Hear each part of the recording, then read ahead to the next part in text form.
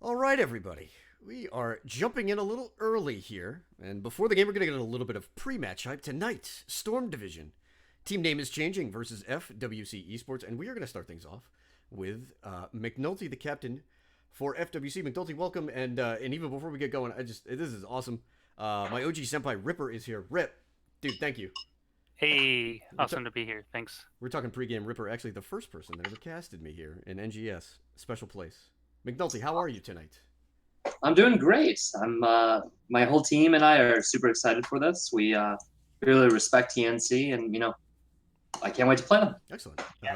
This season started off a little bit slowly for you guys, and I remember hearing in an interview you kept talking about late season. You think you guys are going to turn it around. You crawled up the standings and actually wound up finishing third here in Storm Div. What do you attribute the late season success to?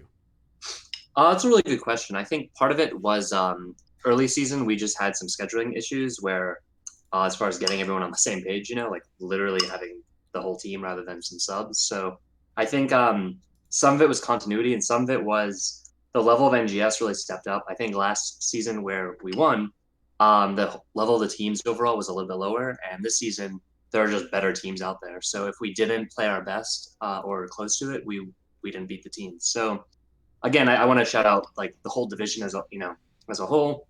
They were great. So they really showed that if we didn't really play well, we weren't going to just 2-0 them. Furthermore, I do want to use this opportunity, this platform, to shout out TMG. Those guys are my friends, and Time especially, I think he's the best player in NGS. It's a shame as far as with the disqualification and everything. I think they basically I think they are the best team in NGS, and it's a shame that they won't get to play for the championship. I agree. I love watching those guys play. Mm, yeah. Back to tonight. Listen, this is a rematch of last season's semifinals, which yours truly actually had the pleasure to cast.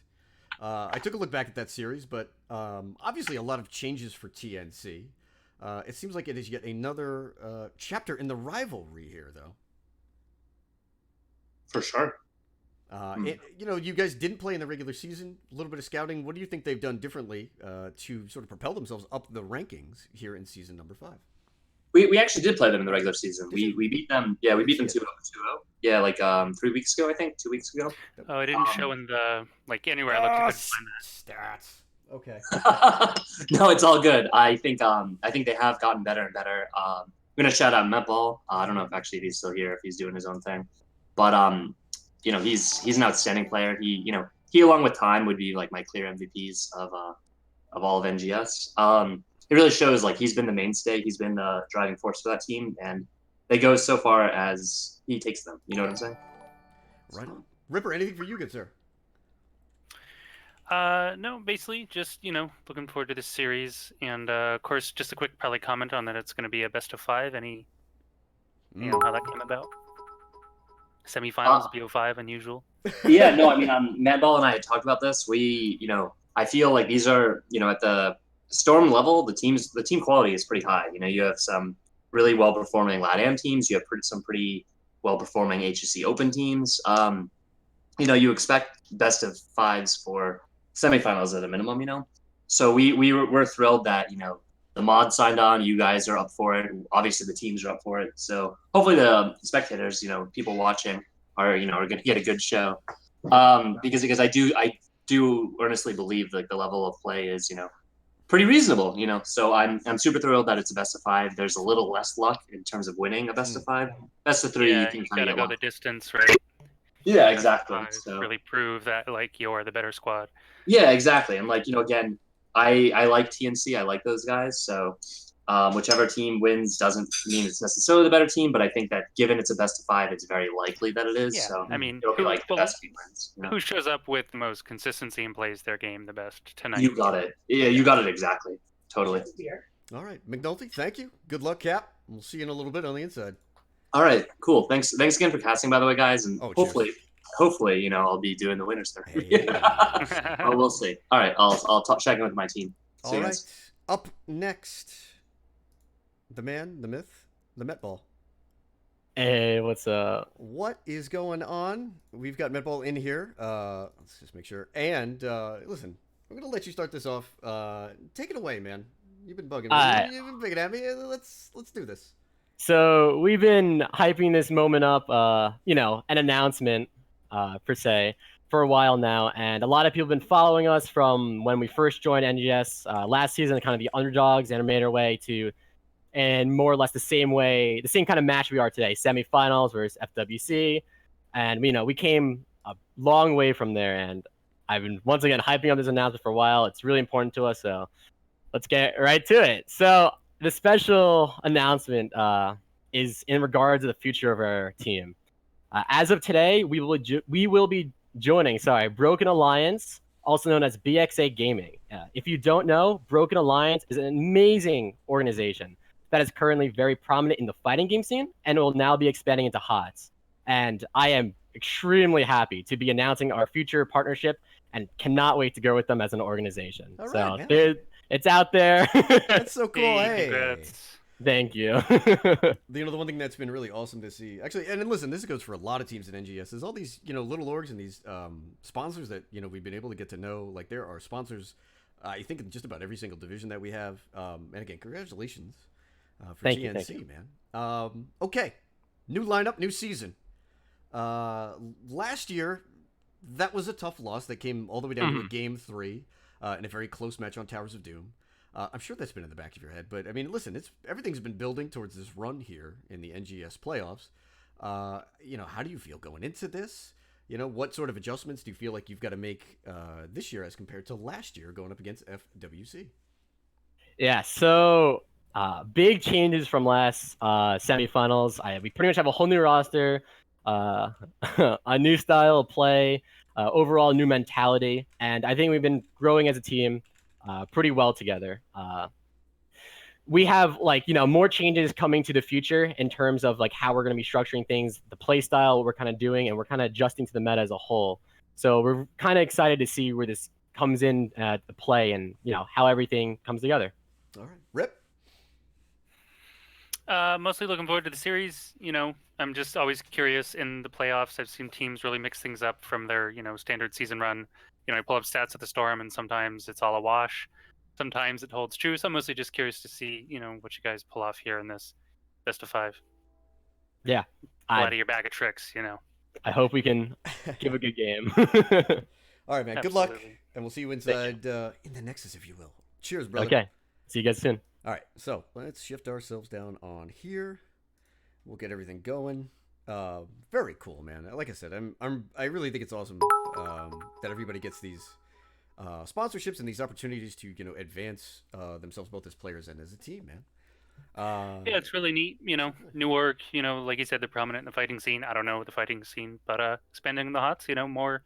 More energy into HOTS is always a good thing in my book.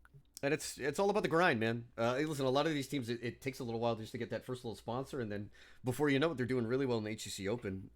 It was really cool seeing HCCO this season because we saw a lot of teams that actually competed in the higher levels of NGS jump over to the Open Div and actually do pretty well.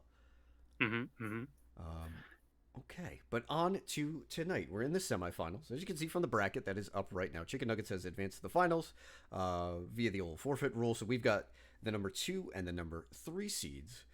Rip, what have you seen so far? Because you, sir, have the distinction of hosting the Storm Div Finals. What have I seen? Who do I think is gonna end up in the grand finals? I mean, I never actually saw Chicken Nuggets play this season at They're all. a mystery. Yeah, so it's a mystery, and I know, and I was gonna grab that series that got forfeit, I think, unless I'm crazy. So I was. So I was gonna cast it. All right, here we go. Get to see him play. Who's ending up the grand finals, and whoops, it didn't happen. So it is a mystery. I'd have to go and check him out before the grand finals. I'm not sure I've seen FWC play either. I think we mentioned that. Of course, I've seen TNC play a bunch. I know one of the players on the team very well, Nem Avenger, from his prior days on Victoria's Secret, who are now the Run Boys. So I mostly, follow them for him per se. But all the teams grow on me when I want. Any team that can play well and just pull off, high-level plays tends to grow on me because they're fun to watch, fun to cast. So. And I really like getting to see FWC because, last year, they just had some of the really, not just the coolest comps, but they even went further and they have some of the coolest builds. Like we have Flyas Raven in here who still runs his Might of the Nerazim Zeratul. They'll run Abathur with anything. So they do some very different things that can throw you off. And I don't know, FWC just always comes off to me as the kind of team that you can't just ban. You can't pick a role and ban it out. They're just going to adapt. Yeah, they have peeking at their stats of the Storm stuff. They have some pretty diverse in-class hero picks, and some of it's not necessarily meta. Could be Tassadar, could be Rhaegar, might be a lot of Kael'thas or something. Not necessarily the most common mage pick compared to some of the others. You might see like a Jaina, Gul'dan, or Chromie back before she was nerfed. Haha, stuff like that. I think I've seen some Samuro thrown in there again. Not a thing too many teams play around with. So I would agree with what you say. Like, it seems like they can bring a lot of diversity to the table. If they could leverage that strength tonight, not worry about the bans. Like, who cares what they're banning? Here's our strategy. We're going to execute it. I want to see how GNC can respond to that. Or, sorry, BxA, I guess. Yes. Yeah, I guess now we have the BxA game. Well, listen, by the end of the evening, hopefully we'll get around to it. Tonight, our map bans, we do see Dragonshire banned out, as well as Tomb of the Spider Queen. So BxA, Broken Alliance, chose the map pick, and they're going to take us to Cursed Hollow for map number 1. They did have the higher seed in the regular season, therefore it was their choice. Teams look like they're ready. Let's get going. Cursed Hollow, game number 1 between BxA Gaming, aka TNC, and FWC Esports. Woohoo! Hey, Hype. I gotta change. You said real quick about the map pick. Do you find teams with that option having going for first pick for you versus the map pick? I do find first pick has been more popular. Okay, I was going to say it's a complete reverse for me. Everyone's been going map pick like the last 5 series or something. It must just be, it's just how you open the game is important. And some teams care more about the opener than others versus that double pick. Some teams actually prefer to have the double pick in their opener. It can secure a more solid duo combo or something particular. And like I said, some teams are more bannable than others, so it's just just trying to avoid or. It's a very interesting point in the meta, though, because a lot of times I feel like map pick first pick really hinges on whether or not you feel like there are an abundance, maybe, of top tier heroes, or maybe like a paucity. How do you, if you're gonna go with map pick, and you really like the double, maybe you only feel like there are 3 heroes that really can be contested. How do you wind up working that draft? And again, it's just been an interesting meta because it seems very heavy in the support and in the bruiser tilt. It does. We've had a bit of evolution there with Blaze falling out of favor in the off lane, seeing him show up in a couple games as a main tank, which I think is really cool. I'd like to see more teams do that, if only because most people probably assume it will be an off lane Blaze and not a main tank. But either way, you can flex it, so it gives you a lot of flexibility is nice. But of course, I don't think many players have experience running Blaze main tank. It's a different way to play the hero and everything. So this, by the way, is if there is such thing as classic TNC or no BxA versus FWC, you see Medivh, Valera, and Zeratul banned out. Yeah, I was just noticing that. Yeah, they get them the Abbey though. It is Cursed Hollow, so this is the thing. It's always pick your poison, right? We have 6 bans total now, but there's just so many good heroes. So there's the Dahaka good Genji, heroes. yeah, and Axon surely will be on that avatar. But the Genji Dahaka, listen, just a good, solid, counter to Abby. Not just picking up the global on the side of Dahaka, but also removing one of the available clones by picking the Genji up. So I think it's Nem Avenger on the Dahaka. I'm not sure who's on the Genji. Maybe it's Metball or it's Netball. It's either Metball or Netball. No confusion there. They did that last season, and I still call him Kawhi. Because sometimes I just here, yeah. I just don't want to. I don't want to get that one confused. We get the Miranda. This is a nice old school Miranda. You haven't heard that. I mean, come on. How old school is Abby, Muradin, Tyrande? It's early alpha basically. It's good stuff. I like it. FWC Tyrande is in their top 3 picked.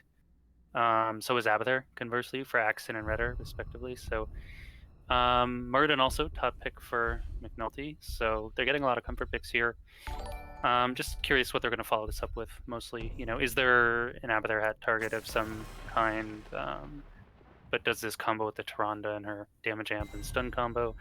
I've seen a lot of even Storm teams just grab this Tyrande and never do anything with it, and kind of just fluff around and lose. They don't lose the game because of it, but it's not helping them win, which is sort of an inverse relationship. But You need to find 2 to 3 picks pre-level 10. Like Yeah. you need to be able to be a little bold and maybe even make a jungle play more so than just trying to make the lanes, because Crystal Hollow being one of the larger maps is not going to be kind to rotations. Right-wing Yeah, Rainer. this is the thing, Abathur's a later game hero, so they're really going to have to lock in this 4-man, so they have the Murataranda, and here we're going to see what they follow it up with. I usually assume some form of burst or heavy single target to leverage in the Taranda, so Greymane, but you already have a Brightwing. I also think Polymorph. this draft is really played out, at least right now, unless there's some sort of wrinkle by FWC. This is played out for BxA because they hold the tank here. If it is a Greymane, you can answer that with something such as an Arthas. Okay, you're Cassia.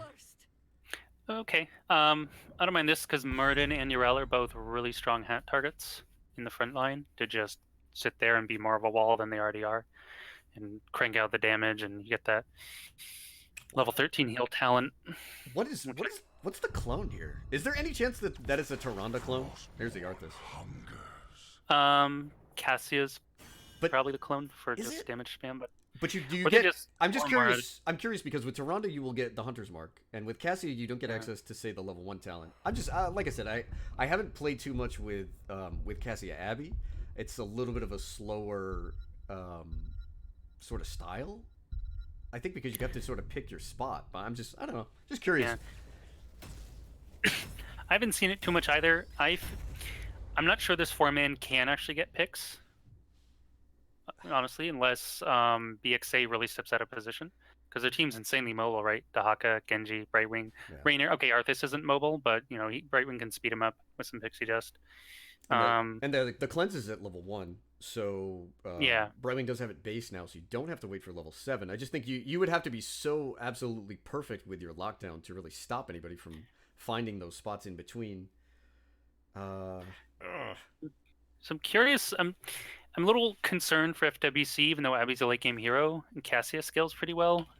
I'm just not sure they're gonna have the kill potential they might need to secure the game, but we'll see. Again, it's all if BxA missteps, or they can catch him out of position that they can punish with this Tyrande, but All right. Well, can't will. man, the Cassia clone's gonna be kind of neat. But hey, on the side of BxA, Hunter CJ is going to be playing the Arthas. Metball on the Rainer. Satat will be playing the Brightwing. Netball going to be on the Genji, and NemVP going to be playing that Dahaka.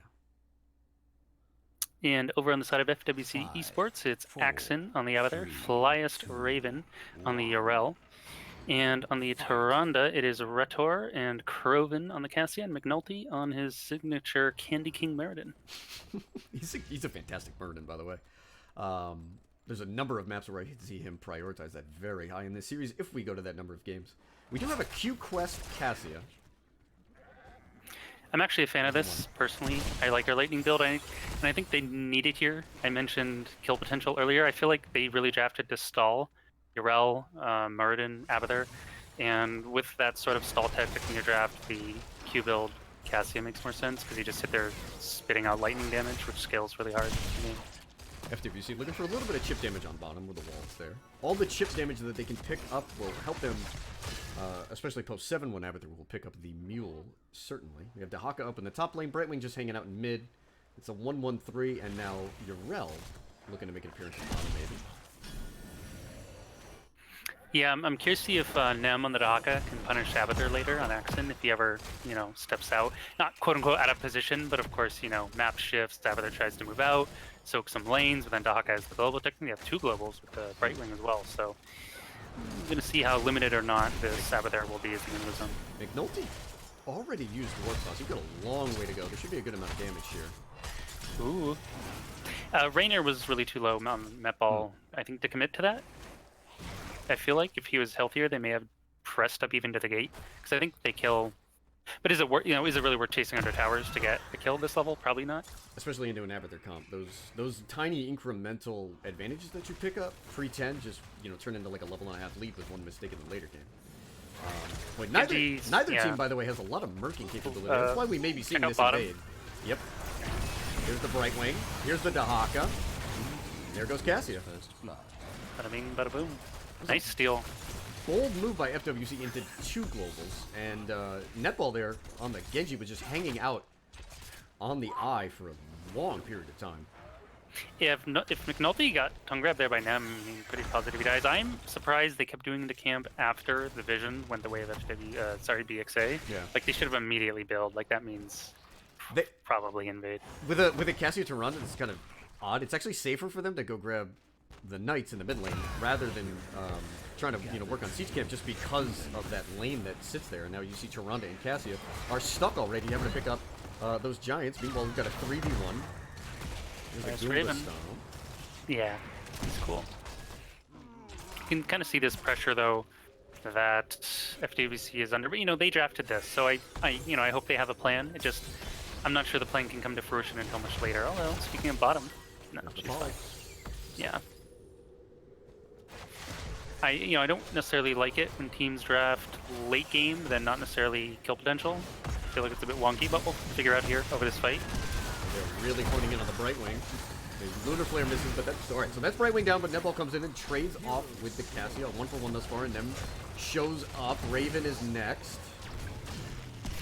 Yeah, so they got a nice kill on the Brightwing, but same thing, they have to commit so much to do it. They're kind of, well, quote-unquote, in deep. They're on the other side of, the enemy's territory, essentially. They just get chased down. See early game. See Arthas wanted to building through Frozen Tempest. He did take Ryan at level 1. And then thoughts on the Brightwing build? I don't feel like I've seen a consensus on how to build this hero post rework. Yeah, it's a little bit player dependent because some of her talents are more skill based now, especially the Stream Shot, the Arcane Flare range. So if you can consistently land this, it's pretty nice. I think it's more down to your style. I mean, teams usually, okay, it looks like he's committing. Now it's 7 as well with the Flare build, essentially. I think all the builds are good. It's just, how are you going to leverage it? Is it, the more teleport shield style build or the sticky flare again? They're going for some counter. It gives some utility on the queue, essentially. It's good balance for a hero when you can say something like, listen, all builds are viable and it's really just down to the player. I like seeing that. I mean, that to me is a really successful rework. If there isn't, consensus, we don't have these 75, 80% talents.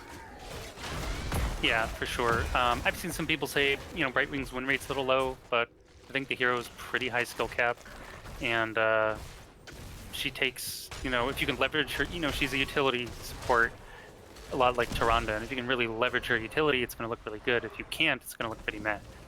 So a long way for the rest of the members of FWC to go. McNulty with the delay there on the Stormbolt. Netball still channeling. Nev is kind of hanging back as Dahaka. Worried about nice owl dodge. Yeah, Brightwing's also not here. Oh, no, she is. Great right-wing bomb. There's the target. They're going immediately for Redder, who's low and goes down. Nem is on the backside now. We see Dahaka grab the tongue and then Murray. Cassia and Urel have a long way to go. Almost hits him with the flare. I was gonna say I really like Nim's positioning there. If you saw, he burrowed in the vent below the bruiser camp, on right above the fort. So he was looking like anyone running down that way, low in health, he would have caught. He's taken nice two. That's the second sort of aggressive burrow, if you will. The burrow on the bottom side was, I believe, on FWC's bush in that bottom lane. Good sign. Feeling in a rhythm, but I think that does speak to the fact that FWC are not putting any pressure on what BxA are looking to do here. Yeah, I don't want to harp on about it. It's just, it's what they drafted. But I feel like it's a bit, they kind of drafted stall in late game. So you'll get to the late game, but then what do? I guess we'll find out. So this is a curse possibility, but neither team is going to have access to level 10. At this point in the game, it takes about 6 or 7 waves for you to go from 9 all the way through. They could delay, certainly. And we do see Dahaka in the bottom lane. I'm not sure if Nem has the burrow. Yeah, Brightwing's soaking top as well, so even though there's an Ava there, there's actually this double global, which is why we see TNC ahead, even though they've contested these tributes. Sorry, BxA. We'll get there. I'm doing it too. Setat, by the way, on this. I thought, okay, if they committed with him in the Genji, I thought he might be in trouble, but no, he's fine.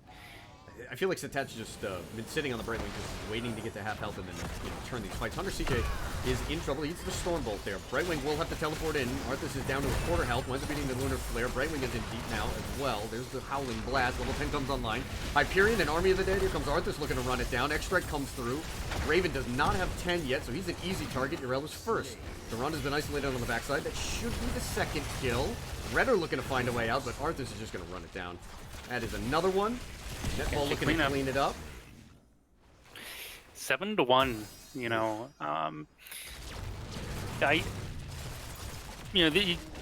would just not recommend drafting this way with out of there. It's not really about what the enemy has. Like, their draft could be any one of, 5 or 10 archetypes, what have you. It's just, what can you get done early game with this 4-man and an Abathur hat? And the answer is not too much from FWC.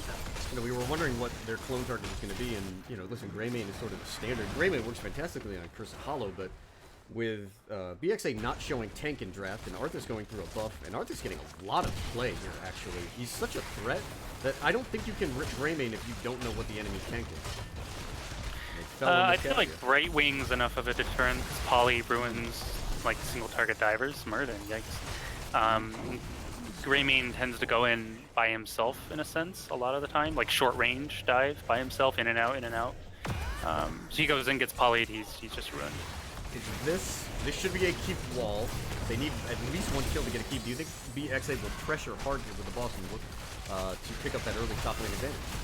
They have Hyperion in 10 seconds. I would stay here at least, and then probably rip Hyperion. I mean, boss is healthy. It's looking good. They're almost 13. Like, there's no reason not to leave. Because, what do they need to be scared of? There's nothing from FWC that's really that threatening, damage-wise, and you just can see the fearlessness of TNC. They recognize it, and they're just like, who cares? We're going to sit here. Even though this is a full-on brawl. Even with the Sacred Ground is low. There's the first kill. It's Urel yet again. Genji's Netball's gonna grab yeah, that. No? That was a 5 HP. But who cares? Objective Ace Gaming, right? They get to keep it 9 minutes. But I really like this from BxA. Just recognizing what you can get away with is so important because it dictates what you're willing to do and how you're willing to play. And you can just see zero fear there. They didn't even once consider retreating in their posturing. They just stayed and pressed on. We're not even 10 minutes into the game. You have a level 13 talent tier advantage and a 2-level lead. I actually think in that spot, and sometimes teams are not aggressive about doing this, you can just lose a member. It's early enough that it's not that big of a deal. If you need to secure that keep and give up, one hero, I'm perfectly okay with making that trade. Yeah, I think they could even give up 2, possibly 3, honestly, even though it would even up the XP. Just like the keep down is such a big deal. Clone is available. Clone is available. Nem looking for a target to hit on the drag there. McNulty low. Netball goes in, trying to chase it. A little hungry on that Genji, but Krova now is in big trouble. There's the drag. Cassia goes down. Lunar Flare. Isolation barely missed, but he followed up with a tongue grab. So this Sticky Flare build from Bright Wing's really cool because it's actually securing a lot of this extra Avatar, but kind of paper. 200, 600 HP. There's the X-Strike. Desperate times for FWC. I think they're just stuck trying to figure out how to get back in this game. And they are, this is the part where I think about, what's their way back into this game, but draft, you have to give yourself certain tools. So I don't know if the game continues as is, I don't know if they have a way back in the game, all things being even, but if they can somehow try to exploit, some positioning or rotations from BxA and try and pick them off of this Tyrande, but the damage level's really low, and Cassia has to scale in damage. She's not an early game DPS dealer of any note. Both globals have an aggressive opportunity here. Boss is pushing down bottom lane. They're going immediately in onto the Dahaka. Cat is here. Should have all of his abilities available. Nem dodges Lunar Flare. Oh, there's the ISO. Here's Arthas. Big flank from Hunter. Boss is still pushing in bottom. And yeah, this is great. Just casually picks up the tribute. No damage great done. For BxA, because this is win-win either way, right? They just skirmish, they just stall, and Boss gets bottom value, opens it up for them. I don't think it'll take the keep, but it'll open it up. Even talent tier fight here. Bright Wing teleporting in. On to Hunter. There's a big heal. X-Strike hits 3 members. The Hyperion comes out as well. Sacred Ground from Urel, and Raven gets a big Righteous Hammer. So Tat, we see using the cleanse there. Hunter CD has 3 people in Frozen Tempest, and here comes Nem looking to clean things up. Netball's got 1, 2. Cassie and Tyrande already gone. Hunter low, but Arthur doesn't really care. He's just trying to lock everybody into place. Looks like Flyest Raven is going to be next. There's Urel. That's an ace. This is just savage massacre. You just can't kill anyone. It's 14-1. I don't even know who died. Who died? It was Brightwing, you know. And, you know, FWC had an idea. I don't know. The Cassia probably needed to be a higher output single target damage dealer. Like that. Like if they had the Rainer instead of the Cassia, it looked cooler.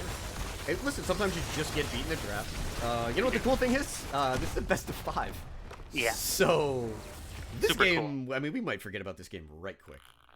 We know FWC, I'm sure, has, you know, obviously winning game 1 is a nice boost, but, you know, best of 5 can be a long run. You know, could go to full 5 games easily, I'm sure. So I'm just saying I want to see FWC give themselves something to do early game.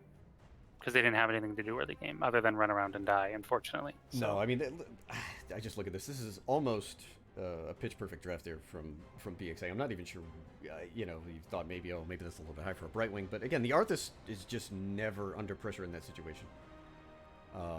And I think Hunter just had an opportunity there where, so long as he doesn't get one shot, and Satat on the Brightwing did a really good job of using phase shift at the right time to just give her teammates, you know, large boosts of healing, and then you just run it down with Arthas. That's just... Arthas had really nice Icebound Fortitude usage. Like, he nearly went down multiple times, or they tried to CC him down, but he used it just before the CC train hit him, and he just walks it off, essentially, with that reduction in armor.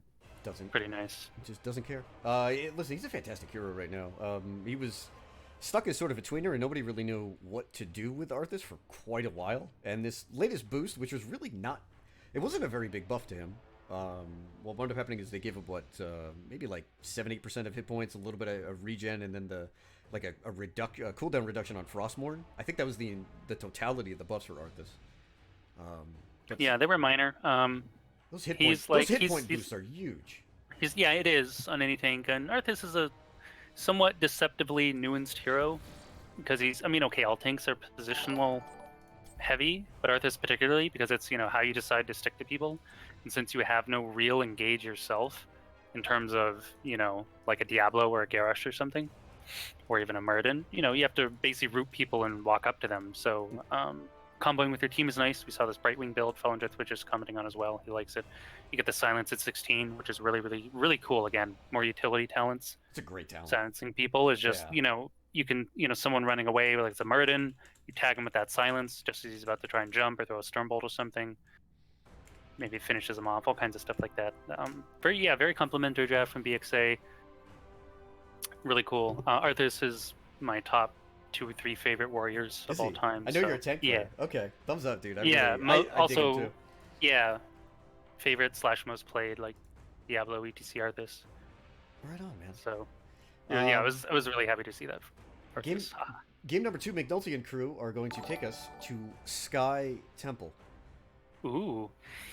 Okay, I feel like FWC could flex their hero pool better on a map like Sky Temple because there's more PvE opportunities and sort of more wiggle room to do shenanigans with camps and lane soak and pressure and what have you. So it is another good Abathur map. Abathur got, you know, yay, Abathur first pick great, but then this dog, Brightwing, kind of killed it. Not literally, but, you know, I don't think Abathur ever died. It's just, you know, his inherent XP advantage. Oh, they're all contesting tribute. I'm going to soak and get us an advantage, or at least keep us from falling behind. It's like, nope, we have 2 globals to do the same thing and join the fight better than you can. So, very interesting, clever strats from BxA here. We'll see what FWC can pull out of their draft hat here on Sky Temple. I absolutely love this map. It just has just a different play style too. We did see the early camp invade by BxA in the first game, and these 2 maps can be very different in that you have like much longer fights, you know, over those, you know, sort of predictable sets of points. But, you know, again, the early game macro is super important. You know, a lot of value can be placed in different ways. Like we used to see, and this was maybe, I don't know, maybe 4 or 5 months ago, you would just top pressure hard. If you can get down the initial gate in towers or 1 tower, and then if you want the full temple, it'll take the fort. There's different stuff. It's just different ways to play the map. I think it's kind of like it's settled down at different points over the course of Sky Temple. Like the solo lane has been bottom. Sometimes the solo lane is top. This is one of those maps where you can always sort of run like a pocket push comp too. Like hammer cheese used to be a thing on this map.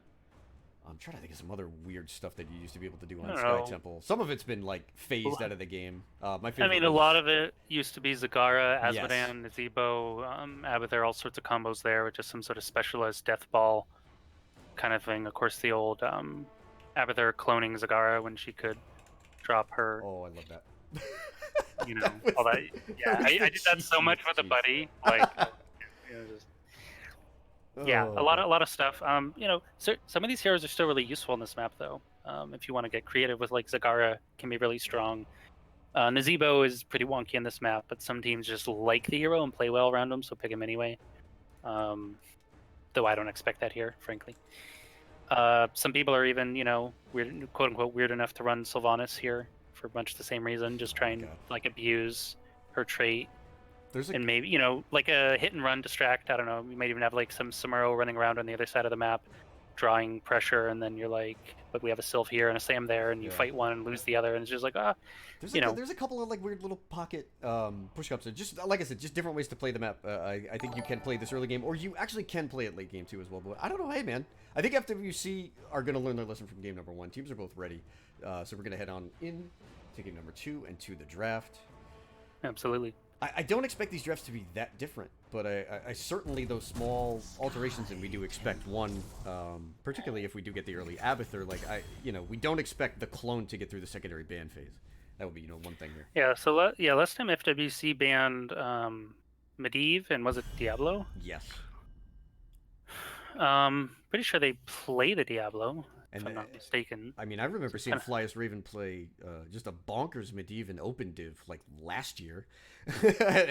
So... Yeah, Diablo is one of McNulty's top 3 played warriors, conversely. Not so for BxA. Obviously, I'm sure they can play Diablo, but it just so happens this season anyway, according to Sats of the Storm, it's not in his top 3. So either it's just been banned a bunch of the games, they've been avoiding the hero, I don't know. But Sky Temple also can play a little differently. Like, this is the one map that you can always break out in an Uberek or an ATC. Anybody who's got a little bit more mobility gets a lot more value on this map, seemingly. So, like, Garrosh and Johannes seem to fall off. They're really dependent on getting a massive early game advantage. So, even Tyrael on the occasion, which I know I've seen FWC play. Some nice boss control. Yeah, there's a lot of really nice ambush opportunities on this map. And it can be pretty easy to just destroy someone's formation if you come at them from the side or the back, which isn't too hard to do. Again, this like ETC and Ubrak, these heroes, Tyrael can be really great at doing that. Not that other warriors can't, but it's kind of like their thing. Like, surprise, Mother Effer from the bushes. Can be really nice. And the boss pit is a fantastic boss pit. We get Diablo Tyrande, so they pick up the Tyrande again. I mean, she's just insanely good on this map.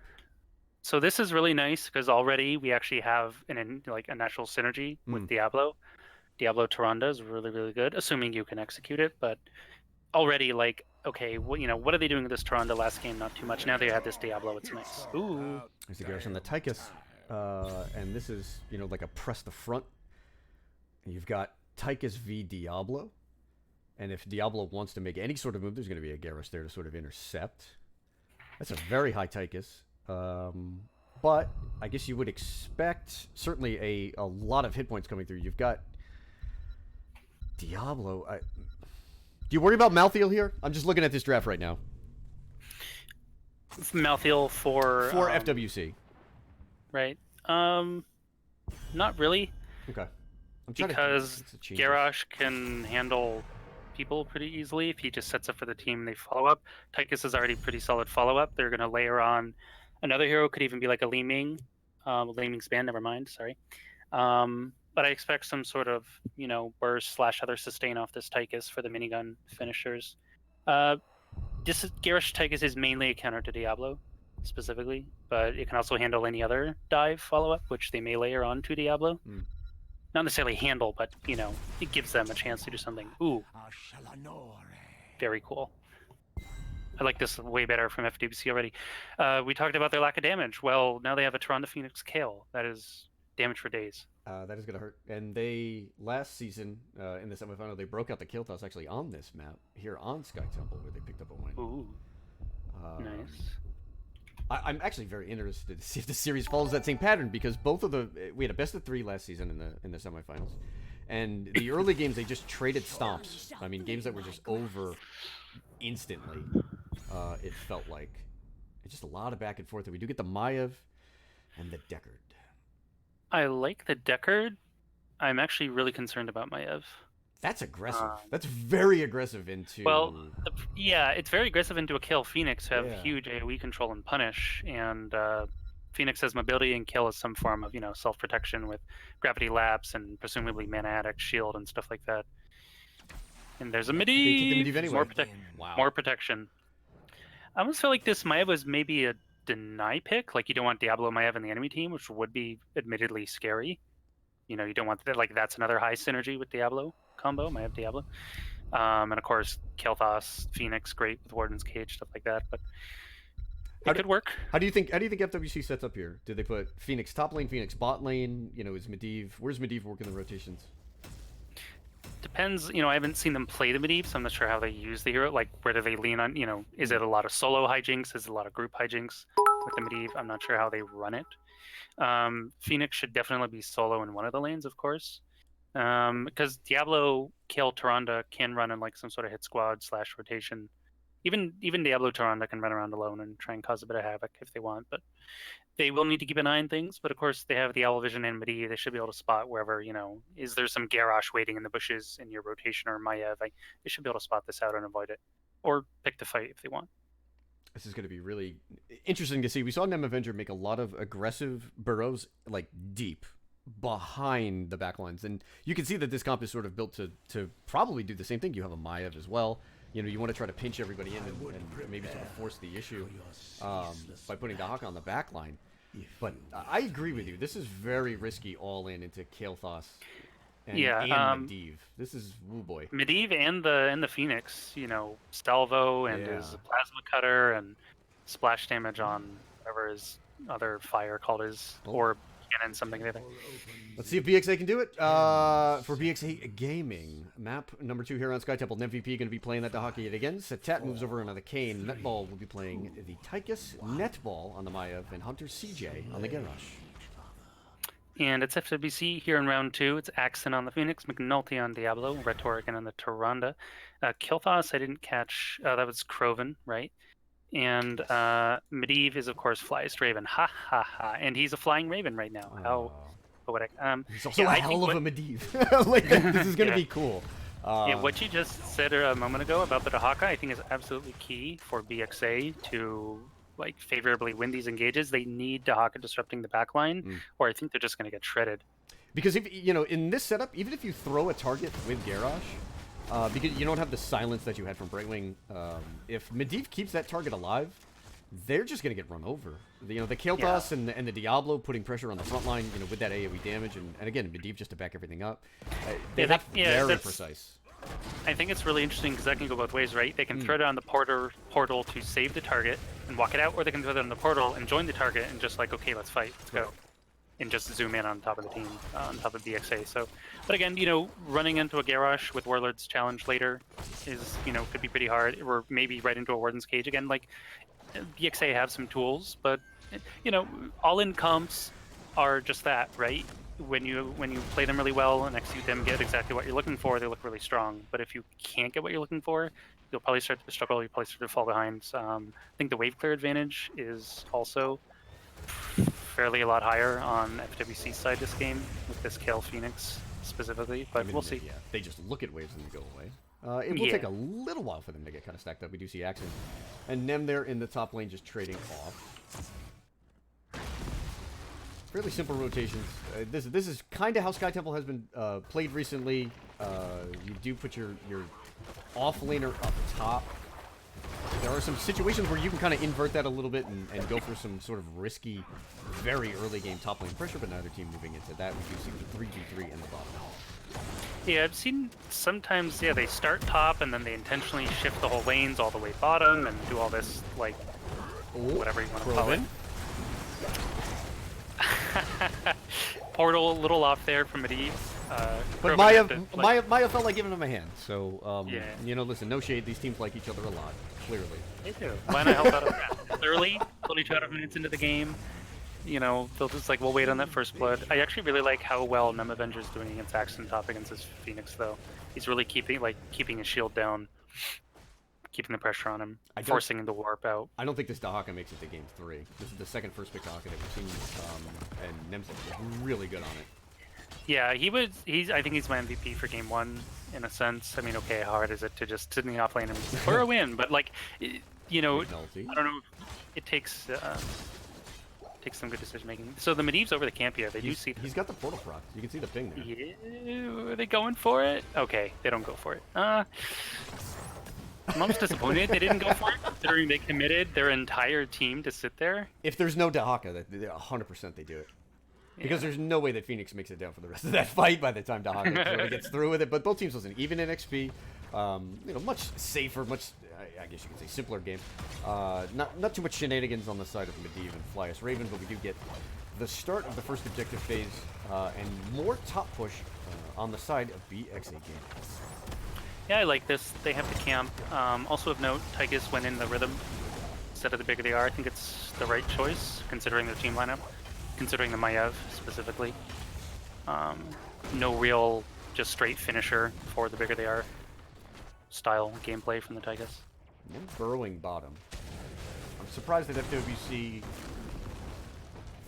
just so it was happy to sit on mid. They've lost a well and nearly a fort. I think Tychus can finish this off pretty easily. See if he has the time though. Yeah. Conversely, the middle fort's also almost dead, but it looks, you know, they're in more of a position to bully this top. Speaking of bullying, Axton gets gone on. His, I was gonna say, is Hunter CJ in too deep, but he rips the Unstoppable, avoids the McNulty Shadow Charge. Very well played. Both teams will hit level 7. Again, everything's just even here. You get Can Ice Cube, so we don't get Emerald. Makes sense against Tyrande. Healing output isn't that high. Yeah, I like this Deckard build. I think it's largely the right call. And I think, you know, if you can get this Scroll of Identify done, which you will, of course, eventually, he's already up to 7 stacks, this looked really nice. Armor reduc and damage reduc, if you can land those seals properly. Some interesting choices to level 10, though. I've seen a fair amount of containment disc. Again, don't know if that's the pit. Oh, Axon. Phoenix! Wow. Gets cut out. A little too far up the lane. Must have already used Warp and or got interrupted by the stuns. There's roots and stuns. Tychus Grenade. Garrosh throw. Deckard root. How hard this snowballs. McNulty hanging out.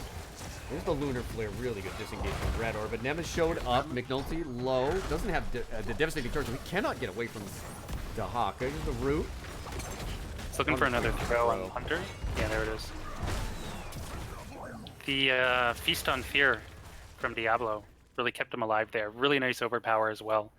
That could have gone pretty badly, or at least more badly. They lost the Phoenix, but I was just surprised FWC was out that far. You know, because in these smaller brawls, this is where BxA's drafts looks a lot better. Like, they don't need as many heroes to look as good, essentially, in these fights. So I would, if I were FWC, I want to avoid that. I get the feeling that they're just looking to find one kill any way that they can. You know, you have a really good Diablo player, and Redders look good so far. You've seen it's Tyrande. Pick up 4 stacks on the Lunar Blaze with Raven and Tro. He must still have his portal. Or, okay, yeah, there's no, I was about to say, there's no way he's playing this crazy unless he still has shield portal. There it goes. McNulty might be in a little trouble, though. Portal's down. He's just, okay. Was curious if they would just commit down on the point. Keeping an eye on Nem in the top lane. They've got a little bit of time while Nem picks up this top camp. They're both just waiting to level 10 rather than there it is. Starting the fight. Speaking of Diablo's super isolated from his team. And here's the Lornado. Oh, the portal! What? Tethered. So he takes the portal and then takes... That was wild. Okay. In just portal interactions, I guess. I haven't seen that. He was tethered, and it basically broke the tether, but didn't pull him back. For reasons unknown to me. Blizz, please, I guess. Yeah, what? You know like, what? I don't think no particular reason he shouldn't have been snapped back by the tether, other than, I guess when you go through a portal, you're technically off the map for a moment, so maybe it treated it as a disjoint somehow. Maybe, but then it wouldn't have not broken the tether. Yeah, I don't know how that works. So it's so wild. Okay. No, I thought he was dead for sure. I'm like, this is gonna be a wild little bounce back. Yeah, I was about to say, like, Diablo's so screwed. Oh. Here's the portal shenanigans going on the Garrosh. Lornado, though, really disengaged this hard. Really nice. And McNulty started moving away as soon as containment disc got thrown out there. Yeah. What's the That was an comeback play here? excellent Lornado. For sorry for who? For FWC right now? Oh, Quarter level lead. They've already lost a fort top. They're getting pushed hard by Dahaka. you know, they're looking for a big fight with Leyline Seal and or Lightning Breath and Salvo. There's no hard save in terms of support or anything on the side of BxA. So if they can, you know, this is more, you know, the more I look at the draft, it is more combo heavy a bit than I realized perhaps. But if they can just, you know, damage dump everything, Phoenix, Kale, Medivh, Tyrande, Diablo lockdown, like people should disintegrate. But we'll see. You know, Maiev can dodge things, Dahaka can dodge things. Tychus has a short range dash. This Lornado has been super on point from Satat at disengaging. Like, that fight could have gone really badly there, but that Lornado shoved 3-4 people away and just completely ruined the momentum. So if they can somehow play around this Lornado or even debate it out, right? McNulty though. Devastating charge actually got interrupted. There's the throw. Can't make it. Goes down. Great That play. is not a quick res, however, because he was at 94 souls. So that's probably a good thing. I Not think losing all your it's- souls right now. I think it's on the mind of FWC right now. Krovan in a bit of trouble. There's only, I think we were at 15 stacks. We might have picked up another one. No, we only have 15 stacks on Medivh. If that fort wasn't there, they pretty sure they dived that kill. Oh yes. And just take him out. Yeah, so FWC, I think they need to look for this momentum more. Try and force BxA, not on the back foot, but make them use a cooldown or two, then re-engage again if they can. They do have I a think number. is what they need to do. They do have a number of low cooldown heroics. So you can see, you could just burn Taunt, you can burn Containment Disc and Lornado basically at will. Those are what, 60 seconds at most. With Lornado and being down, what, 35 seconds on Lornado? I can't remember. 40 seconds. 40? Okay. Containment disc is 50 or 60? 50. Yeah, very short. Still, it's enough of a window for FWC to try and, you know, rip a big combo. Like, we haven't seen them use their ults yet, at least, unless, you know, okay, maybe Phoenix, but, you know, we haven't seen Leyline, Lightning Breath, Salvo yet, because there's been a great opportunity. So I'm just basically waiting for them to either find the opportunity / make the opportunity and see if they can get done in a big old fight. 2 kills per XP just about even. In fact, FWC has a little bit of a lead, despite the disadvantage in kills. However, they're obviously behind in structures. There's an opportunity. We've been looking for the leyline play. They do have a number of structures that are still out there that they can pick up and potentially make a really big play. This is where you do see teams sometimes make their move when you're even in XP, but Here's behind the in portal. structures. Yep. Raven. They're going in. Look at the Tornado. The leyline cancels out all of the Phoenix damage. Metball on this Titan is just hammering away. Medivh goes down. That's a reset on stacks. Diablo got thrown into the middle of the fight. He's got Lightning Breath out. Metball in trouble on the Tychus. Hunter uses Indomitable. He's trying to get away. Nem is in the middle of this. Scroll of Sealing catches a number of members. Trying to see where Dahaka stays. Burn out. Nice. That was Confusing. yeah, I actually really don't like Leyline in this draft. I really think they should win Poly MMD completely. If only because if you go Leyline, you really kind of want Apocalypse. But then if you go Apocalypse, you don't really have a combo with Salvo. It's like weird sort of anti-synergy. Nem's looking to re-engage here in the backline. Actually, right in front of him. Actually got it. Yep, there we go. There's a Lornado. Nem was trying to move him into the Lornado. Does not get that opportunity. Scroll of Sealing a little late. With the Odin being down, it provided the opportunity for FWC to get a little bit of push, and they actually have opened up a little win condition in the top lane. However, that's a reset on Medivh. It is. Diablo's fully stacked, so if he goes down, that's a reset. But you saw how good that looked in like the 5v5 they wanted, and I think they even kind of mucked it up with Leyline, if I'm not mistaken. Yes. Like, I feel like a bunch more people should have died, and they didn't. It canceled the Phoenix damage. Yeah.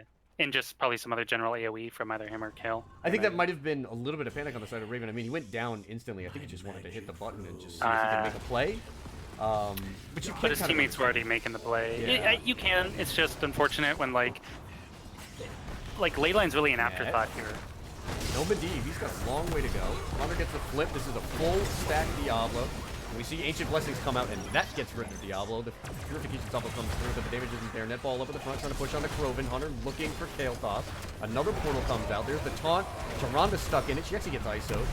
Leyline to follow up. Tyrande can't get out because of the ISO. She eats the root. Flare. My Diablo chasing. I'm really impressed by the mechanical skill on FWC in terms of their positioning and timing. Like, it's just little things. Watching McNulty on the Diablo, of course, we saw him goof there and be out too far without him to even die. But just in general, like, he's making so many jukes and escapes, like even a slightly lesser skilled Diablo player would not be able to make. He's making these That plays I'm pretty sometimes without devastating charge. Like sometimes it's on cooldown, Yeah. and he just makes a couple of jukes, gets the overpower. You were talking about Feast on Fear and the bonus that provides. We could have a fight on the bottom here. It looks like BxA is gearing up for a little bit of a party. Yeah, level 16 for both teams. Big power spikes all around. Here they go. Garrosh and Dahaka, though, getting zoned out. Here is the Lornado. Garrosh is actually going for the backline squishies. FWC is really split up here, and Diablo's in a lot of trouble. Portal, everyone's looking to get out. Here's the Mayev Tether on the backline. McNulty still fighting Netball. Who is Garrosh, though? Gone in too far. Goes down to a Shadow Charge. Tychus on the run. Nem Avenger has a good night on him. Ooh. Oh, that's Containment Disc on Diablo. That should stall. No, here's the Medivh Portals looking for Nem. Can he get out of this? He has a stasis for the moment. Yo, they can't finish him off. He lives. I was waiting to see. They try with an owl. Not gonna Axon. Oh my goodness. He almost paced too far. Objective Face Gaming. Temple's still up. 2 Temples actually in the boss. And they have Giants in the bottom lane. So maybe got a little too excited there, but not too much time. Maybe 5 seconds wasted or something. Again, looking pretty good. Garrosh went a little too far here from BxA. The team was split up, and unfortunately he wasn't with his team splitting the rest of them. He was trying to zone the backline, which isn't really a Garrosh's job, but hey, fight was crazy, things happen, you make your best decision in the moment, kind of a thing. A little bit of boss force here. I think BxA was trying to catch up to BC, maybe thinking about top temple. Yeah, Medivh's here scouting this out. They can't. I was gonna say they have actually really garbage boss kill. They do. It's kind of a total ass, actually. And the ley line, lightning breath. Like, you do not want to be caught on that boss against FWC's draft. You just do not. Conversely, it's pretty solid defense from the side of BxA. Should FWC go for that later? The ley line. The Lornado shove off, and of course you have the Warlords. And stuff. They're going in here. Under CJ misses the initial Warbringer though, and they mess up their combo. But speaking of the backline, Mayev's going in. Here comes the portals. FWC want to reset this, and Odin's out as well. Don't really want to bother, but Lornado here is shoving him back. Nem though, maybe in a little too deep, gets really comboed. They're doing a lot of portal shenanigans, but where's the focus from FWC? It's not going to be there. Axon will drop on the Phoenix, and Mayev is looking for more huge resets on the Q. Oh, that's Containment Disc on the Diablo stops him from taking the portal. Oh no, he's fine. He actually ripped Lightning Breath temporarily. That was kind of funny. A lot of good interplay between McNulty and Netball in this game. Netball has had 2 fights where I feel like BxA has won almost specifically because they've taken the Diablo out of the fight right when he wanted to rip Lightning Breath. Yeah. That was a losing situation there for FWC, but, they're in a situation where, because they're upper quarter level, they can trade out 1v1 there and feel pretty good about themselves, but if Diablo gets out. Yeah. They need, I'm a little concerned. Bottom, they got split up as well, but still made it work. Up here, they got split up, did not make it work. I think they got a little too cute with their portals. They had the opportunity to pick more of a, 5-on-2 or 3, but then they kept splitting up their teams. Could just be a comms thing, or, maybe assuming they're all going through the portals, hard to say, but I'm relatively sure they had an opportunity to kill someone like the Dahaka, who was basically up in there alone, quote-unquote alone, but out a little far, and he had already used his burrow. I don't think at any... Sorry, I don't think at any point FWC has really been able to threaten Sitat or Netball. And I think that's kind of puzzled them a little bit. We were looking for maybe the aggressive portals in, but every time they've, sort of made a play that you consider aggressive or too divey, we've seen them on the exact opposite side of the map, just wreaking havoc on Dahaka. Yeah, and Hunter CJ has had some really nice Warlord challenges, immediately out of these portals as well, to stall the aggro. You saw that on the Bruiser camp, or, 5 minutes ago or whenever it was, 10 minutes ago even. There's a really cute little fight here, and it's between Nem and Raven, and I guarantee that one of these guys is hoping that the other one messes up and actually gives an opportunity where they can make a rotation and make a play for boss.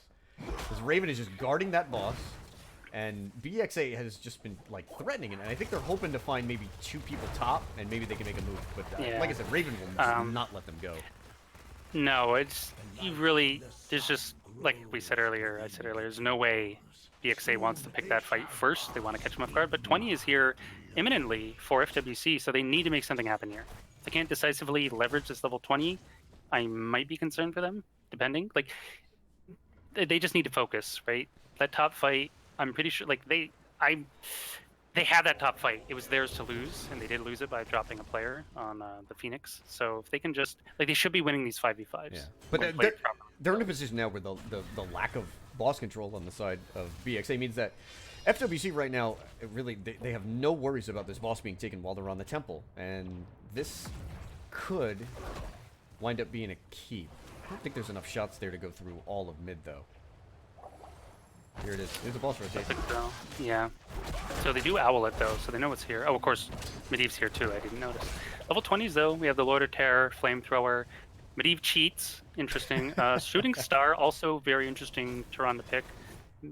Not sure it's her best 20, but hey, can be great. And in Conquered Spirit for Phoenix, this will be really nice for him. Be able to make more of those crazy plays and not just get immediately deleted. Shooting Star is that talent that you pick it, and then you wait for value. And it might take like 5 or 6 games, but when you do, you yell it really loudly and you feel validated. It makes, it's like the WTF moments or play the game or whatever. Yeah, I think it's her, I'm trying not to hate on player choices. I think it's her worst level 20 or weakest, but, when it works, it looks god tier. Just, you're basically leaving it up to an AI director or what have you, game dice roll. Yes, I mean, listen, if you can play around that auto attack cooldown, like, just more power to you. Yeah. If you can hit the requisite number and just have the lunar flare sort of ready, but that's a wild talent. 2020. So, I don't, you can just sit here and on temples and win Sky Temple, but it did let BxA catch up to 20, which I don't necessarily agree with, because I feel like they could have gone and forced a fight with the 20 advantage and then gone back and gotten the temples later, rather than just sit in the temples and wait for the enemy to get 20. Because like Dahaka Contagion can outright win a fight with the splash, silence. Yeah. Titanic Might could be interesting from the Dahaka. Of course, Shadow Orb Huntress is just more my things. Big Red Button on Tychus is just nice. Nothing like game-changing per se. Bottomless Flask, also good, but really, this is the problem with Deck, quote-unquote problem with Deckard. If a fight is initiated on you very quickly and unexpectedly, just sort of randomly somewhere around the map, are they going for this boss play again? They are. You won't necessarily have time to set up, but here you will, because they're forcing the boss fight themselves now that they're 20. I think they just want the reset fight. Although we could see Nem try to delay the Diablo of the top lane. He is. But if they have many cheats, I'm not sure this is what you want. Because did you use Burrow for that? Because now they don't have their Dahaka. I don't think he burrowed. I think he just dropped. Okay, here comes Diablo. Hunter actually does wind up fighting Redder, and Nem is there. The Lunar Flare came out immediately. The Tyrande's in trouble. There's the shield. We do get Big Red Button as well. Metball trying to hammer away. There's the Medivh play. That boss is nearly gone. Tyrande goes down. Diablo's on the point with no health. Netball gets traded out. Dibbles is next. Boss over to BxA. Look at that toss. Looking to put more pressure on through Tychus. Metball might have an opportunity to chase Axon down. He's got range. Should be alright. A little clumsy from FWC. Again, unfortunately, I think Phoenix's salvo got interrupted because we saw it come out way at the end. And I didn't check if it was interrupted, but I can't imagine he would have just randomly used it that late. Great play from BxA. FWC's not out of this game, but they're now on the back foot for sure. So we'll see what they do here. This will be 2 keep, I would assume. The invade. And here comes Blake. Rip, it looks like everybody's coming through this portal for a little bit of fun. They are. Was not Paradox pointed out in chat, shooting Tyrande's shooting stars picked up for the range. I honestly forgot about the range straight up. That makes sense, considering how auto attack based the hero is in terms of reducing her heal cooldown and such. It makes a lot of sense. Nem pieces out in the top lane. And they take all 3 keeps down. I didn't think there was any chance that they could be able to pick up a boss in this game without a massive, massive misplay. And and listen, we did, talk about a little bit of the off synergy there, but I mean, they took that boss down, probably 80% of his health pool before that fight got started. Raven, he's pinned against the Lornado. Medivh has to use the shield by himself. Nem is in there. Purification Salvo comes out. Dahaka dodges it. Medivh goes down. Diablo goes down as well. That is a full death on Big Red. And it looks like game number 2 is heading on over to BxA. 4. Yeah, a little too. I mean, it is do or die. Not. I mean, it's not quite do or die, but now they made it do or die for FWC. But also, what do you do? Wait in your base for them to shove in and fight under court? I don't know. It's really tough when you're in this position because it is do or die. If you sit in their base, they can just wait for the next temple phase, and then you are really screwed. So they had to pick a fight. I'm not sure they had to pick it right there in that exact spot, per se. I think they just wanted to find a leyline spot. And Yeah. Satat on the Deckard has just broken up a number of engages with that Lornado. Yeah, he's my MVP this round, just for the Lornado plays. So they've been so clean ever since. Like, the moment he hit level 10, they've been really, really strong Well for played. BxA. And BxA go up 2-0 with a little bit of comeback there. Obviously, listen, that was a much better game from FWC. They just struggled to get the old R button synergy going on. Yeah, they picked what was slightly more execution heavy than I really thought about up front, and I don't know if they thought about up front. And unfortunately, they didn't quite bring it. And the few times they brought it together, it looked really good, or even not even like 100% synergy, just not like anti-synergy. And they were taking fights that started, against them with like throws and taunts, and teams split up, and they're still turning it around. So it looks strong, just required a little more finesse, and maybe they pull it through. But unfortunately, they dropped the game and are now on elimination match. I think they struggled in the early game to get the Medivh stacks, and it almost seemed like they were a little bit tentative. Listen, oftentimes when you can wind up, getting that quest finished, you just it's confidence, even though it's not make or break. You can still win the game, particularly in a setup where you have Kiltos, Phoenix, and Tyrande. You have a ton of damage. The Medivh damage is just kind of icing on the cake, but it's got to be in the back of your mind. That's FWC playing their sort of we don't really believe in offlaner sometimes. They stuck the Phoenix up there. I think they needed somebody to go with Diablo. And I think when the fight sort of fell apart, McNulty got stuck at the front line alone. He often would get hit with a containment disc from Maiev. And I think if he had, like I said, just some kind of buddy up front, especially to go after Satat on that Deckard, that might have been enough. Not sure. Could be. Yeah, the Maiev containment disc was nice, for sure. They definitely stalled. I was talking about Warden's Cage. I forgot that containment disc is super, super useful. Yeah. It's like a lot more flexible version of an Ubrax Cocoon. Yeah, really nice from who was on the Maiev Netball 11. Yes. Wow. Okay. Hey, listen, we wanted a best of 5. So, reverse sweep. Let's go. For our next map, we are going to be headed to Towers of Doom for game number 3. Let me get this lobby go ahead and set up. That will be the choice of FWC. In fact, we got a little bit of update on our Venus tech here. It was Towers. And they also picked Sky Temple. There we go. Yeah, they looked way stronger here. They, gave them... they gave themselves a much better chance. Like, they gave themselves a clear win condition versus game 1 where they didn't give themselves a win condition. Or at least, like, a strong one. So, props to them. Good draft. We'll see what they pull out here on TOD, which can lead to all sorts of shenanigans draft-wise because of the way the map plays out, the objectives play out. Okay. Just delayed in the last... Yeah, that's true. Again, this is why I wanted Poly from the Medivh. Even though he had some pretty nice ley lines, there's no synergy with the rest of the team with leyline. In fact, it was anti-synergy because everyone kind of had to wait. Or even just go with APOC. He could, but then Sal, I don't know. Right, and Salvo doesn't get the bonus. There's like such a weird back and forth, but I think, listen, you're definitely onto something there. Like, when the ley line was used, it just broke the rhythm of Diablo taking the portal and then everybody trying to follow up. Yeah, I mean, they needed to do one or the other. They either commit to APOC ley line, or they just go poly. Like, one of them needs to be true. It doesn't necessarily matter which one. Just one of the, somebody had to pick the other alt. All right, game number 3. We're headed to TOD. This is actually the place where FWC eliminated TNC last season. This was a tight game that came down to just late game bottom pressure. And some great plays from Redder, who actually broke out an Uther on TOD, which, like, no one had seen all season long because Uther just fell way out of the meta. Like with the exception of, like, I don't know, a couple teams want to play in a lot of Uther, but that was a great game. After, again, in last season this played out where both teams traded stomps early, and then we had this just long drawn out game on TOD. So that is where FWC is taking us for game number 3. Yeah, I'm hoping they can bring it back. I'd like to get at least another game after this. You know, obviously reverse sweep would be exciting. But you know, I want to see FWC pull both their draft and their execution together and look clean and look good. You know, right now we're sort of juggling those two sides for them, so hopefully they can come together here, synergize game 3.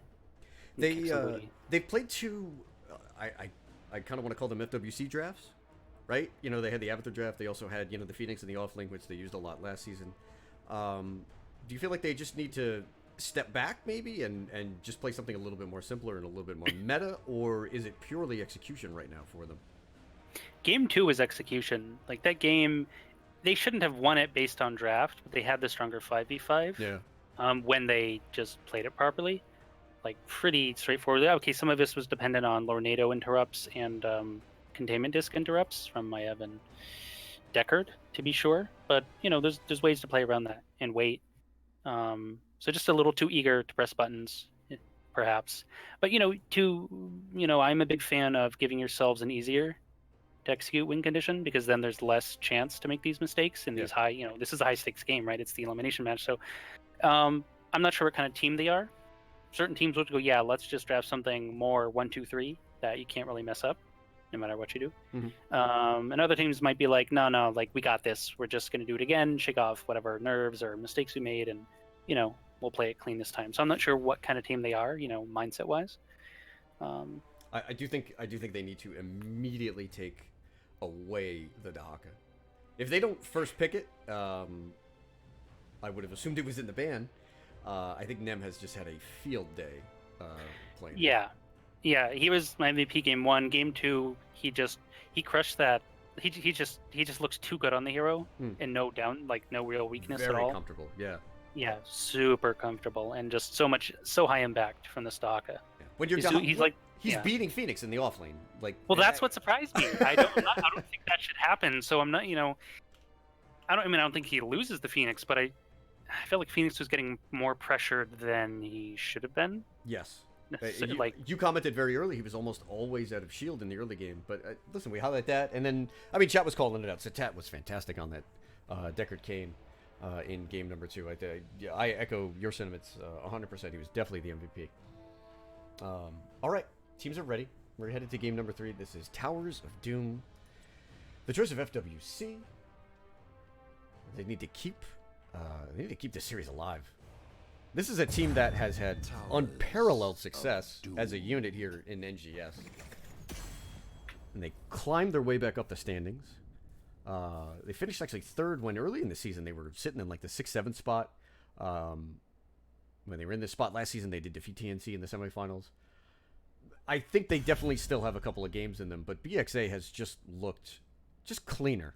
Yeah, they will occasionally make the mistake. We saw 1 or 2 kills that they probably, didn't need to give up.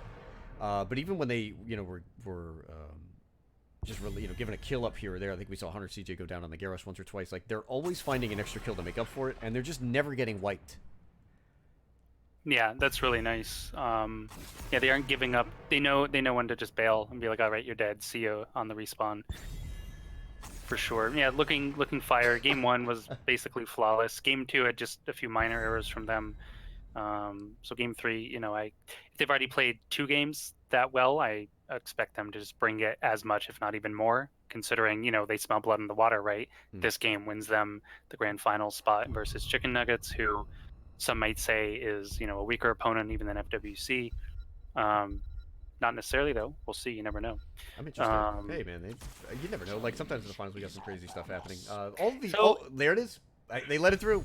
All these bans were just targets for netball and Flyest Raven, and everybody forgot them.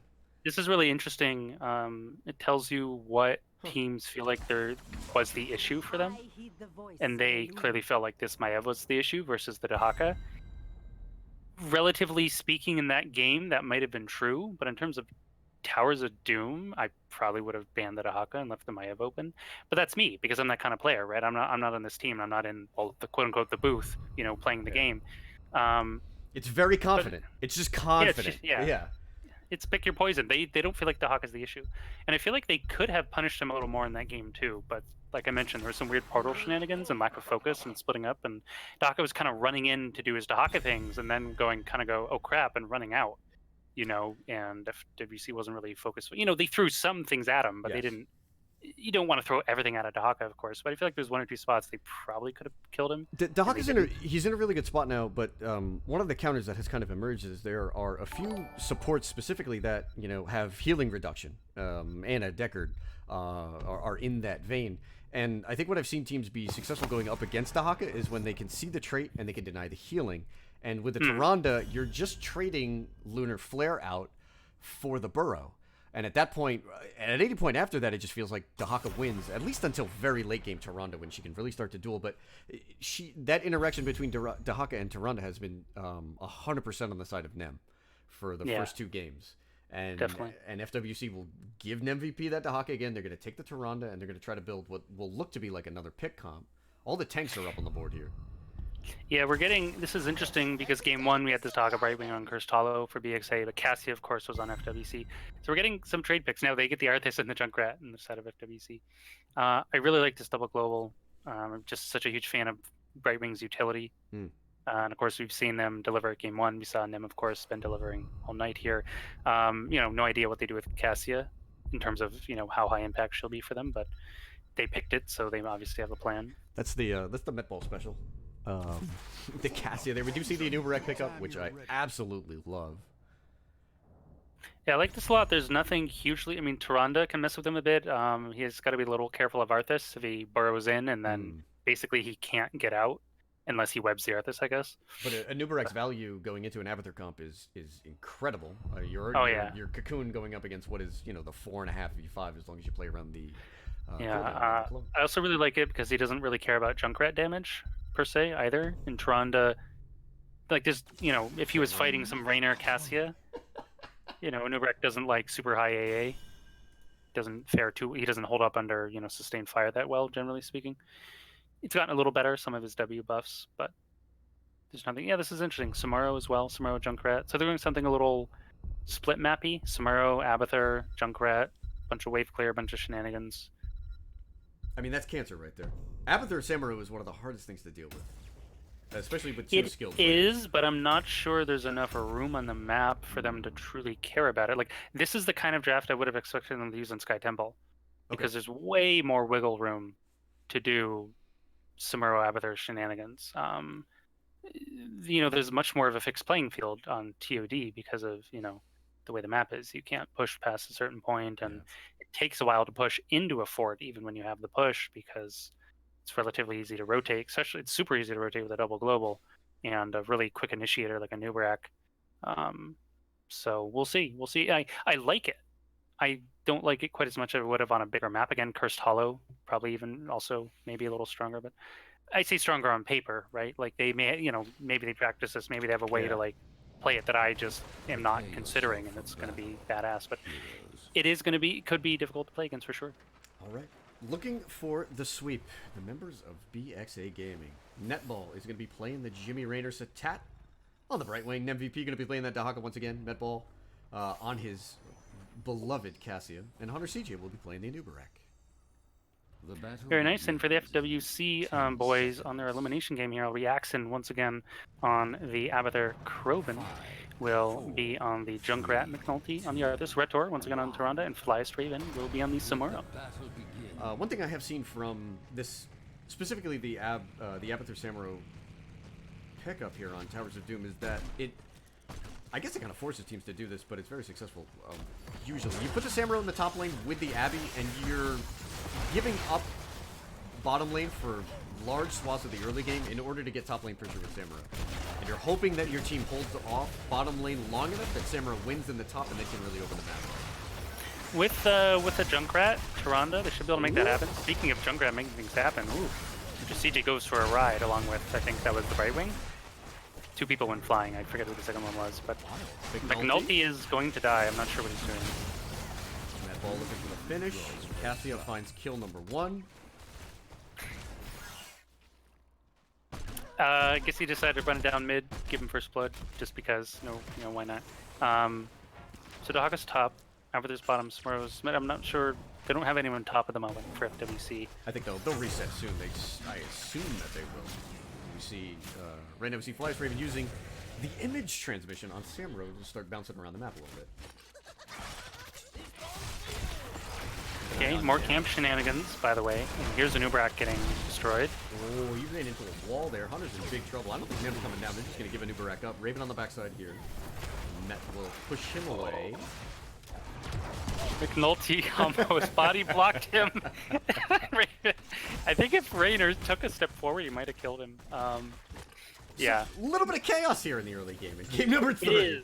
It is. I just didn't get around to talking about it. I was going to say I expect, because both teams have shown in both TNC has shown, BxA has shown both games they want to invade siege camps early, or just camps in general. And of course we just saw some camp invades from FWC on the Bruiser and stuff. And again, this Arthas versus an Ubrak, I really like it. Of course, an Ubrak burrowed into a wall. That was kind of what feels bad, but you know, like if he can't use the burrow and an Arthas is free to chase him down, and Ubrak's most likely going to die, as we saw there. He just can't get out. Quick reflexes from Retor, picking McNulty up and getting him out of the tongue there, following the invade by Nem. Yeah, the Celestial attunement, very nice. Gonna be really key here for sure against the Dahaka and Ubrak. Still 3 Pumpkin Zephyrs available. I'm just trying to choke them down. Flyers Raven is here on the backside for the Samro. He'll be looking for Netball. Here comes the Sam, and wow, Hunter actually burrows into the right Samro immediately, and Raven has to shift on out of there. Nice pressure though. They're stalling out the bottom. They aren't committing anyone really top other than the Abbey, which is probably fine. I mean, we see Flyers Raven sort of running around middle a bit. Maybe send an illusion top or something. I didn't really check.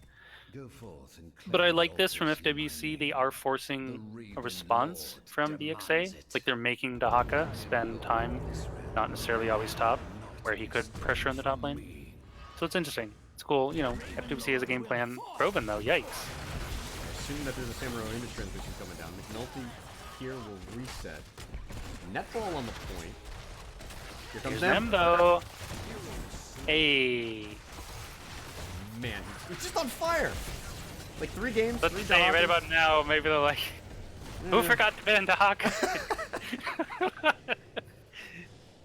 No, that was a little picture perfect because the hero ran right, into the bush that Nem had a chance to burrow into. But still, no, it's just I really appreciate it when an offlaner can just watch and make the right call. And he's just every single time he burrows in, he's making something happen. And it just looks so nice. Netball. Oh, just chunking Raven though. Yikes! Even with the Abbey hat. It's like I'm a Rainer. I'm cool. I got this. It takes a little while for Samurai to quite be effective. Yeah, he's stacking Wave Illusion at level 1 there. A lot of quest talents up on the board. Nobody making too much progress. We did see a little bit of a change. We saw the Thunderstroke Cassia in game number 1 on Cursed Hollow, and we do get Charged Strikes Cassia here in game number 3. Yeah, this makes a lot more sense for the draft. It's a lot more forward momentum, divey, and quick. They want quick burst. Game 1, they wanted to stall, it just never happened. And scale, which is the idea behind that build, or at least as far as I understand it. This is the more default build for Cassia, but 100% makes sense for the draft for sure. 7 picked up here, team's just about even. We have Hunter on the back here. Ripper, I got my eye on Nem. I feel like it's coming. Hey, Groven, he's chasing. They're pinging. Pings are coming out. The tongue will land, but get cleansed. McNulty, though, he's in a bit of trouble here. Don't think he can make it out. 4v1, not the best spot for an Arthas. At a point in the game, Arthas can become nigh invincible, but that tends to be like level 16 to 20 range. So we're fair ways off from that here. 3 to 1, 8 to 7. I like that FWC is trying to play aggressive though. Though I do. They'll be able to get a lot of this back with the Avather, particularly in objective phases like this. You can see Axidus actually has his body soak out there, and Avather actually now pushing with mine. Yeah, they're forcing this. Even though they have double global on the side of BxA, they're getting more Abbey value than I thought maybe they would be able to, which is nice for FWC. But they're still a little behind, about half a level. Wow! Oh, that mine. Kroven with a misstep. I don't know if anybody saw that on the backside. Junkrat actually hit the concussion mine, and it wound up benefiting. Dahaka landing right on top of Junkrat. Now, here's the rundown yet again. It's McNulty trying to find a way out. Arthur's again going with the block. Makes sense against the Rainer, for sure. I feel like he's the only hero you can take block on right now and feel good about. Yeah, maybe Sonya as well. But Arthas has always had one of the better blocks in the game since they added Rhyme. I mean, it was. In a sense, it is the best block in the game, because Sonya's is a little more conditional. But it's very easy to meet those conditions. Oh! Wow, that Howling Blast saved him. Rainer also bullseyed him to safety, sort of, a little bit. So, both were somewhat true. Satat, though, and he got on the back line.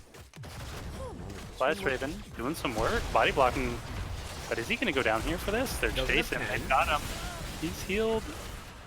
Hunter CJ wants this so badly. Can they get it? They can. My goodness. Nulty, yeah. Again, he had a really nice Howling Blast there to stall them, but it's tough with Samuro. A lot of people don't really quite know how Samuro works. You get one swap every 25 seconds, and then when you get to level 10, you get a cooldown reduction based around Illusion Master there. Okay. BxA is getting a little thirsty right now. They're gonna pick up the the bottom tower, and now we get the long game. So the way that Towers of Doom has wound up playing out, as soon as one team just gets this bottom tower, they just choke it. And especially now that you have Dahaka in top lane, you can burrow down bottom there. Axon just slipping away. yeah, he knows he's gonna dodge it. He's just making him move. That's all. Just forcing it. You just want to mess with the Abbey if you can. It's not always about trying to kill him. No, on the off chance he doesn't move. That's Army. Is holding his ground. Yeah. Oh, the cocoon. And now they actually go for the dive. Kroven is the target yet again. Hunter CJ hitting Burrow on 2. Tarana and Junkrat at the back line. Over on the other side, Nem comes in with a peel. Netball in trouble. McNulty and the cloned Arthas. That's Arthas on top of Arthas. And Cassia goes down. Rainer goes down as well. This is a 2-for-0 right here. FWC with a big play. A little bit of a comeback. Samuro gets out. Yeah, if this fort wasn't there, oof, they are so... that's like probably a full team wipe. Double if the fort Arthas. was in FWCs. Yeah, no, I actually, he's definitely the clone target here, because it's too much CC for them to handle, essentially. It's too sticky. And, because Arthas, like, he's a zone of control, right? And he's best played when you're basically forced to play around the hero because he can only stick to so many people. Yeah. He has to run them down or stick to them. So if you have 2 Arthases to stick to multi-targets, you can kind of cover the whole battlefield versus, oh, Arthas, one or 2 heroes aren't in his aura, we just kind of have to ignore them and hit whoever Arthas is sticking to, kind of a thing. It's not absolute, but that's kind of how it works with Arthas. It's really difficult on Cassia. Medball ripped it early, and he's a Cassia main? I don't know. I don't think that's too far. Arthas now. Yeah, he does have army, but he really doesn't want to use it. He feel compelled to. No, he's fine. He's got Redder I back. forgot he had the Abbey hat on him. My bad. Now, all right. So map is evened out. XP close. BxA will have the faster route to level 13, and they're looking yet again to get back on Metball, and the concussion mine and the anti-synergy there is a big problem. Hunter CJ is on the backside. Here comes MVP. The Riptar comes out. Met is in trouble. Excuse me. Net is. JK, here's an Avenger. The Nubrak's down, though, by the way. He webbed the Arthas, but this is the problem. Nubrak's paper, but we'll see. See if they can turn this fight around. We have the double Arthas again. That's the Arthas clone just diving the team. Again, they're just all the CC slowing him down. Nem's going to die here for sure, unless he can somehow burrow out, which he can't. JK, he's dead. Flyus Raven here looking to clean up Satat with body blocks. Now, this Blink Heal on Brightwing is so good. He got... On the bottom, he got booped all the way over to the fort, and then he got booped under the wall of death near the keep area as well, and he just kept blink healing out. It was hilarious. I was like, he's gonna die. Nope, he's gonna die. Nope. Really nice. That fight, by the way, it started with a concussion mine miss, so we'll see if Kroven can clean that up. But one thing to try to remember with Arthas and a clone, he's got extra movement speed. It's actually easier for the cloned Arthas to run it down, despite not having the talents. It's a weird little wrinkle in there. That's why the Axon Arthas runs just a little bit faster than the McNulty one. Yeah, that is funny. There's a bit of chaotic damage again with this Junkrat. Here's the whip though on the Arthas. They recognize the problem. They're going. Krovan needs to mind safety. Can't. He's down. Flyest Raven. They're looking at him. Arthas, yikes. He doesn't want to be there. Oh, he was webbed, of course. They should be fine. Smart's still in the back line trying to cancel this channel. Doesn't look like it's going to happen. What's the shots? 33 to 24. With the Junkrat dead, they can't realistically contest this. He's also a lot of their poke to stall. So now that brings us to 33-20, a little bit of a slower game. We're about 11 minutes in, nobody's made a move towards the boss. The camps in the bottom have been the focus. I don't think anybody's picked up a top camp yet. Here's another burrow. And he missed the impale. No follow-up on Arthas. He probably still had Icebound Fortitude and Tyrande stun removal. Wouldn't have mattered, but of course, you don't want to be missing your abilities. Shouldn't have led to anything there. So what's really funny about this game is FWC's behind in kills, and really they're behind what, 3 altars essentially, but they're ahead in XP. And you feel good actually about their play. Netball will survive the Riptire, and here comes them on the backside. Artist, though. Brightwing needs a heal, or sorry, the Cassia. Shadow Stalk coming through. Samuro under pressure, and Axon on the clone looks like he will go down first. No harm done there, but the cooldown is going to be removed. I mean, that's sort of. Oh. I guess it was the right play by the Samuro. He was battling the Dahaka, which I don't really want the Samuro to be doing. But if he wasn't dueling him, then Nem also probably runs in and causes chaos. Nem just ISO'd an image from Samuro. Something to keep an eye on there. He had Retor lined up, and Flyest just blocked the isolation with a clone. Whoa, another good concussion mine. Netball winds up getting thrown in. Hunter is getting run down by McNulty. No clone. Well, FWC doesn't have the chase yet. Yeah, all their ults are down. They don't really want to. All their meaningful ults anyway. Last triple altar phase here. Big opportunity for FWC if they can pick up 16. It is. It's also. It is. Yeah, they need to make this happen because if a bunch of altars go the way of BxA, then boss starts becoming a concern, and then. Is that this? McNulty? Yikes. Where's the Tyrande? Netball trying to chase him down, and the final shot from the lightning ball will confirm that kill. And now we've got Hunter CT just wrecking havoc. Raven's on the backside there. Netball gonna have to worry about it. Brightwing has already teleported. Tyrande goes down. Here comes the teleport in from Nem, and he caught him. That FWC getting way too cute with that. They just overconfidence. To quote Darkest Dungeon, overconfidence is a slow and insidious killer. In this case, it's a very quick killer because you're getting webbed, you're getting multi-stunned, you have Raynor just Cassia shredding your face. That was just too greedy. I mean, they needed to make a play there, but they didn't need to make that play, right? They just yeah. They just delayed a 16, right? Yeah. I mean that they have Junkrat. They can give up one altar. Like there's no do or die until you're down to 4 or less shots on this map, basically. I feel like they've just been. I think some of the communication issues that we've seen have been, at least in this game, has been Junkrat to Arthas, right? We've seen some concussion mines even knock people out of Howling Blast. Like in that spot there, you just want Krovan to step up and delay, and McNulty gets a little greedy, and I don't know, maybe he felt invincible with the Avatar.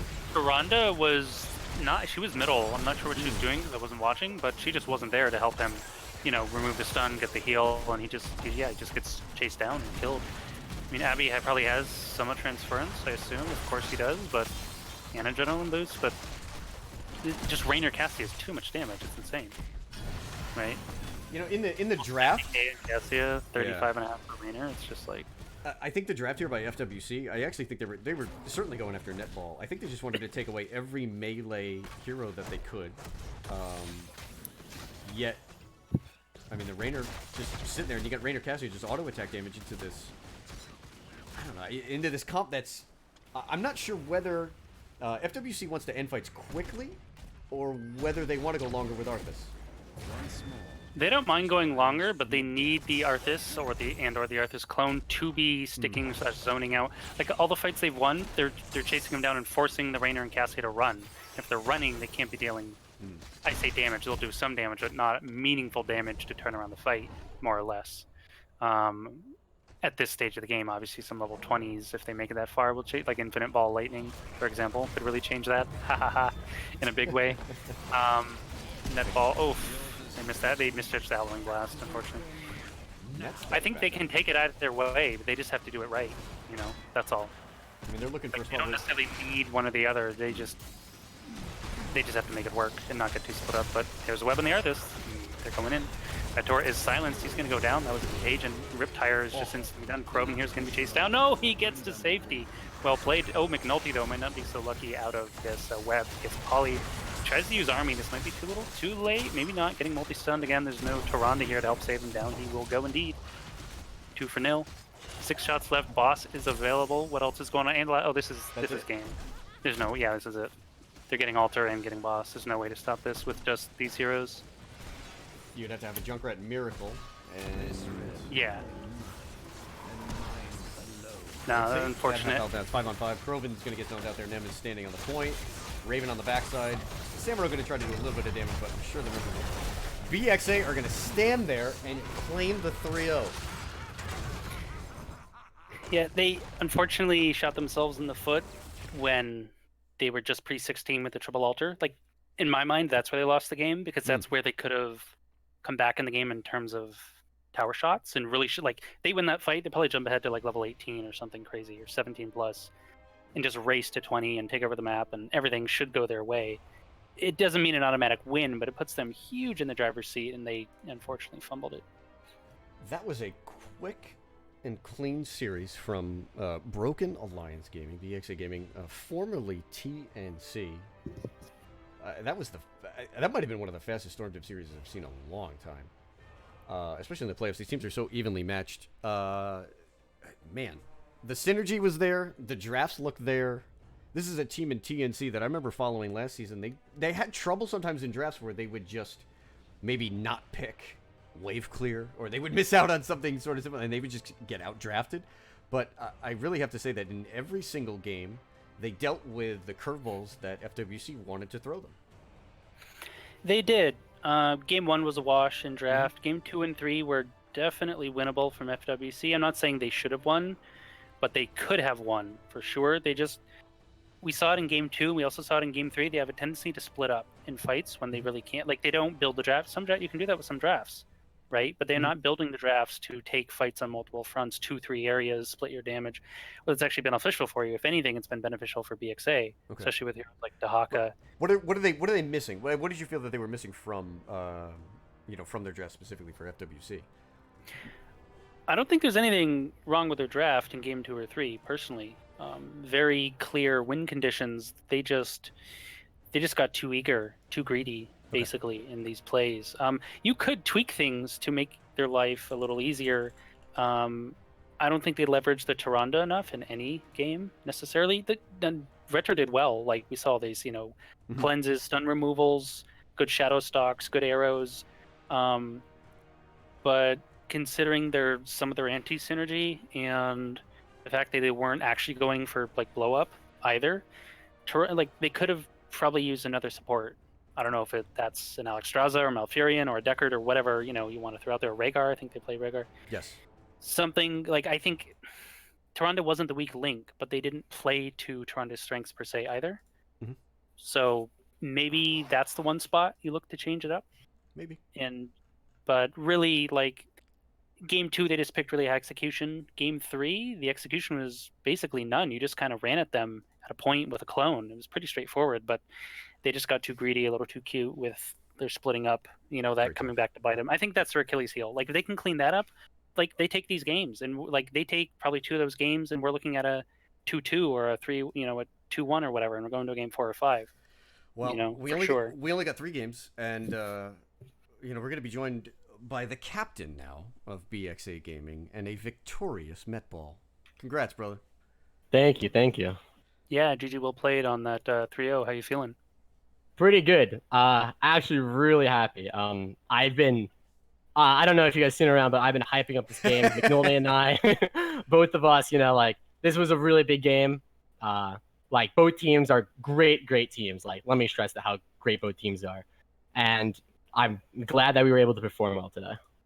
Very cool. I remember a team last season that had trouble in drafts, that would sometimes forget to pick certain things that maybe would find themselves in a position where, like level 7, you just knew this didn't work. Tonight, I got 3 games and I got 3 extremely clean drafts. You've been given the crown to Hunter. Talk to me about that, because it looks like these drafts are just on point. Thank you. So basically, start of the season, we were kind of still trying to find our identity. Like, we're as a team probably only 2 months, maybe 3 months now old, like 2.5 maybe. I don't know. So we're trying to figure out, like drafting, shot calling wise, what's going on. I was kind of the shot caller and drafter back then. Then we kind of decided, like, let's step away from me being drafter and let's split that between all of us and kind of collaborate that. So Hunter became like the quotation main drafter. Like, he would give an idea and something and we would rock with it. We would all think about it like that drafts pretty much. We knew what we were doing each time. Like, I was just like, this is the strategy. Like, we're looking for Genji first pick. It's going to take him into these 2 picks. We pick these 2 picks. We play them. Like, everything was planned out already. So Hunter just, was the main drafter from before. So we kept with that. So the hat stays on him, just for like all the bans and final decisions and such. Yeah, I have to say, I really felt that, like concise planning, just very straightforward from you. Every game, you just went in. Seems like you got the picks you wanted, especially, Nem Avenger and the Stahaka just crushed it every single game. Amazing. It was insane. I can't believe by game 3 they didn't ban it, or maybe even by game 2, but that's fine. Yeah, I'm super in love with the Brightwing and this like Brightwing Dahaka double global thing. I think the utility is super cool. The amount of options it gives you and how to play is really cool. And I think you use that quite well. In game 1, we saw more of like a really split soak style from you. Game 2, it was more play closely together, but still. Game 3. Yeah, like FWC is really well known. Like, they have some of the best mechanical, players out there. So our kind of approach coming into this is, listen, we don't actually need to fight them, only when we need to. And let's pick globals, let's play the map completely. And when we want to fight, that's when we collapse on them. That's why like every engage was a flank, or was like we collapsed together, kind of like a triangle kind of on their support. And that's how we took each engage, because we just wanted to play the map. And like Sky Temple was a big show of that. Like, we had every lane pushed out before every fight. We had lane pressure. I made sure like a minion was dead in each lane before we even decided to fight. And that's how we kind of snowballed that overall lead. I mean, all of these drafts started with very, very pointed bans. It looks like you guys were both targeting Netball and Flyest. Were you, however, surprised that you got Dahaka 3 times for an MVP? Kind of. We knew that they like Abathur. It was very consistent. They knew Abathur. And a lot of times, if they ban the Dahaka, it's very easy for us to like, okay, we can change a ban and ban Abathur here, and then no globals, and we could take Brightwing because we have first pick. So that was kind of like the baseline plan. But we lost 2-0 to them earlier in the season, and it was really just Valera 0-12. We had, honestly, as a team, like, we didn't know how to deal with it at a time. Like, all respect to both those players. I think Kroven off my head of Flies Raven played both those heroes, and they play it very, very well. So we took it away from them, and we knew, like, okay, we're taking away the, like, their best heroes, so to speak. How do we want to go from there? Yeah, you touched on a minute ago talking about how mechanically skilled they were, and I was commenting to Bobo in game 2. I said specifically, I'm really impressed with their mechanics. Like, just some of these individual moves they're making. Like, team coordination needs a little work, but their individual, decision making and the way they're juking skills and picking, just I was really impressed. So, big shout out to FWC for showing up here tonight. Maybe not as hard as they would have wanted, but still very entertaining 3 series. And they did showcase their high skill mechanics here for sure, I'd say. Semifinals. Now we get to start talking about finals, baby. Oh, yeah. Just picking up that BxA banner and sliding on in to the Storm Div Finals, where you guys are going to go up against Chicken Nuggets. Give me a little bit of the advanced scouting here. A lot of us we're unfamiliar with Chicken Nuggets, to be honest with you. Like, we're surprised, and we congratulate them for making the finals. I hope they give you guys a great series. Oh yeah, definitely. So at first, to be honest, we were expecting TMG, yeah, and we recently played them. So we recently played them at Heroes Hype. I'm not sure if anyone saw that game, but we were kind of confident in our skill at that point, because we lost them really bad start of the season. We had roster changes, new ideas, and then we like hard won like on towers and Heroes Hype. So we're like, okay, we could beat TMG. You know, we just got to figure out what they like to run. We got to beat FWC. You know, we can play to our advantages, their weaknesses, and go from there. And that's how we expected it. Chicken Nuggets, you know, that all kind of came out of nowhere. We played them earlier on. I think they had a sub or two when we played them really early on the season. But I do know some of their players, and they are strong players as well. Right on. Man, I mean, that does it for me. Ripper, you have any more questions for Matt here? Basically, you know, you were talking about your fairly new team, refining things, thrown together, but it's looking really clean from you guys. You know, obviously we'll be seeing you again in the grand finals. Of course, your team's looking for the trophy, I'm sure. But what are you guys up to after the NGS season? Are you know, what's next for BxA? So, in terms, new sponsor, new name, like what's the hype? What's the energy? You know. So, you know, I'll spoil a little bit of it that we're going to be making a lot of content, and we're going to be really working with the community. We're going to be one of those teams that, you know, interact with all levels, high, low, and we help grow with them. We're like that team that's there, and, you know, we're going to be growing with them, showing like, here we are to the community. We're not a team that just wants to go pro.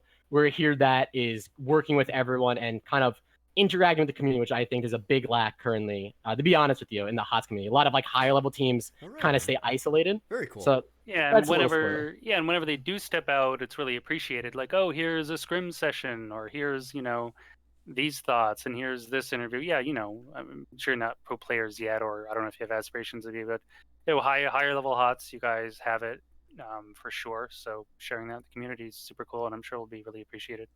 Yeah. All right, man. Hey, the floor is yours, Metball. Congratulations yet again. Your opportunity for shoutouts, sir. Okay, I got a decent amount. Yeah, I'll walk away. Go ahead. Don't worry. I'll take it. No, I love it. All right. So first off, big shout out to our new sponsor, Broken Alliance Gaming. Honestly, it's a pleasure to be with you guys. Every time we talk, every time we met, it was just a better connection each time. You're so friendly. You know, every time we just talked, it just felt awesome. Like, we knew you were in one of those organizations that we're just going to lock us in a contract or whatever and just, you know, throw us on the bus. You really work with us, and we really see that already. And we've only been together for this amount of short of time. And even more big shout out to last night. You know, we really crunched time on just like, hey, let's get the graphics out. Let's get the logo out. Let's do this before the semifinals tomorrow. And everyone from BxA side put all that work in, that extra step, you know, during the night, right home from work, and really made everything beautiful. And it's really great. And we can't wait to represent under your flag in the future. Another shout out to both of you, Bobo and Ripper. Thank you guys so much. The casting is amazing. Like, when we watch these through, trust me, we are going to watch these. It's going to be amazing. I love both of your casting styles, and both of you together is just amazing.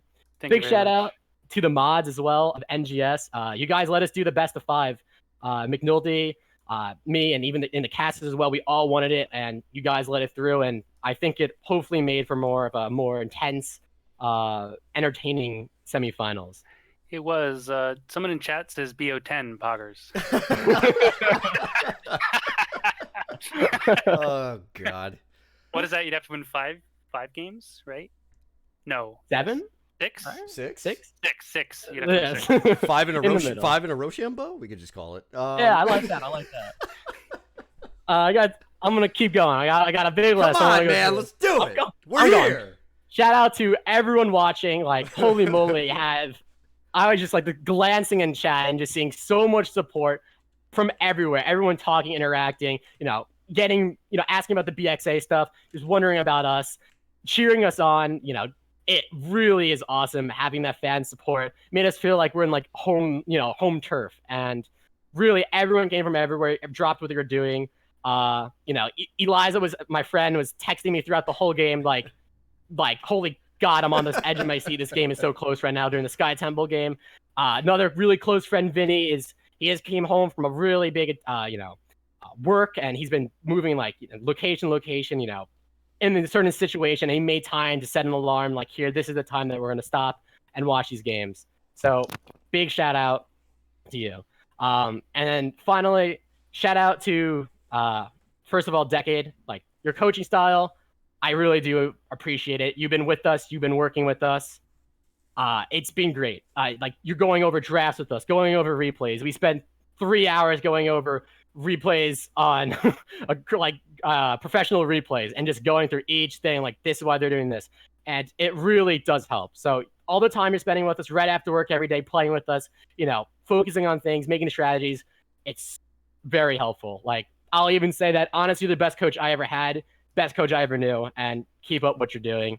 Shout out to the team. Honestly, everyone, you played great today. This is probably the best communication-wise, just play-wise that I've seen out of everyone in a bit. Like our scrims have been here and there, and whatever may happen, every player is great, and thank you to every single player and whatever may happen in the future.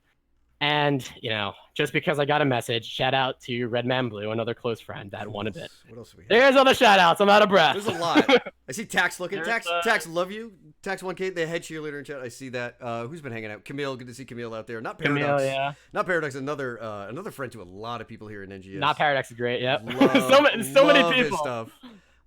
So many people. This was a really fun night, man. And again, congratulations, 100%. Well deserved. Thank you so much. Okay, that is going to do it for this crew. That was a ton of fun. Yeah, Fire from BxA just 99%. Who was that? Like, I haven't seen that team yet. Yeah, that was just, they came out of the gate. They were unstoppable pretty much every game. They played around, like you said, the curveballs FWC had. The win conditions FWC were trying to find. They were almost avoiding them entirely. A couple moments they gave up a hero here and there, but nothing that put them like, oh my god, there's so much on the back foot. They got to find a way back into this game. Like that never happened. So yeah, just really clean hots from BxA, and if they can bring that same level of play and consistency to the grand finals, I would expect them. No, nothing against Chicken Nuggets, but it's like I'm not sure there is another NGS team in Storm like who can show up that well. Maybe there is, and I'm wrong, but I just haven't seen it, and I haven't seen all the teams. But what I have seen from the top teams, FWC was number 3 seed, and they them look not like the number 3 seed, which isn't anything against FWC, but it's saying a lot for BxA. No, they were fantastic. Like I said, I've had the pleasure to get to know these guys over 2 seasons and go through some roster changes and some updates, and talk with Met and play with Met a little bit on the side, and like I could feel it all season long. Like he's just feeling better and better and better. He's getting hyped up for this event, and listen, you always have to wonder. Did a lot of what happened tonight, were these guys just feeling good maybe because, hey, they earned this sponsorship, it's a big night for them, they got the cool best of 5 going on, they just look like they had all the forward momentum in this set. They did, and I think they needed that. It would have been, pretty awkward. You get signed and you get, lose 0-3 or something. It's not like, oh, we're unsigning you now, but it's just, you know what I mean? Like, it was their night to shine, and they showed up and they shined. And they sort of needed to.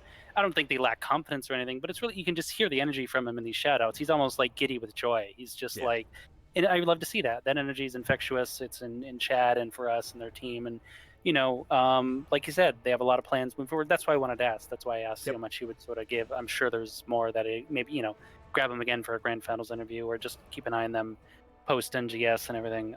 They got plans, and I like to see that. They're not just a stack of, I'm not saying all NGS teams are important. Everyone who plays, just some teams have more plans than others, and it's fine. It's all about whatever you want to do. So they have a lot of ambition, it seems, and a lot of plans, and I'm just, really curious to keep an eye on them and see where they go. And hey, before we sign off, Ripper, you've actually got the next installment of this. You are the host of the grand final there for Storm Div. I know we're looking forward to that next week. Oh yeah, that's gonna be really cool. Yeah, super hype. And I've actually got Coast Finals tomorrow. I have C East Coast. I haven't followed this cool little bracket. So before I sign off, I want to show you guys I have a square and 4 triangles, which is just one of the best team names in NGS I've ever heard. It's an epic name that could possibly go. And they're going up against Gimme the D Shoot. We have the 1v2 for C East. That's a cool little battle. I've had a couple sets with bashing and wings, and that's a good looking team that they got there. It is. I actually been meaning to ask. I expected Give Me Yeah. the D Shield to make it to the finals and probably take it, but Mhm. I hadn't. I've been too busy to really keep an eye on them. So I was like, hey, I meant to check like later tonight, like where are they in the bracket and everything. And he They're just there. told me. So. A squared four triangles, I think, is the University of Kentucky team. I know they got maybe some mixing. I think they are. But I mean, it's been really impressive because Give Me the D Shield was just an amazing team that was just undefeated for most of the season. They kind of ran into those guys, so that's definitely the two best teams in C East for the final. That's tomorrow night, and what is it? 7:30, 10:30 Eastern here at Hot.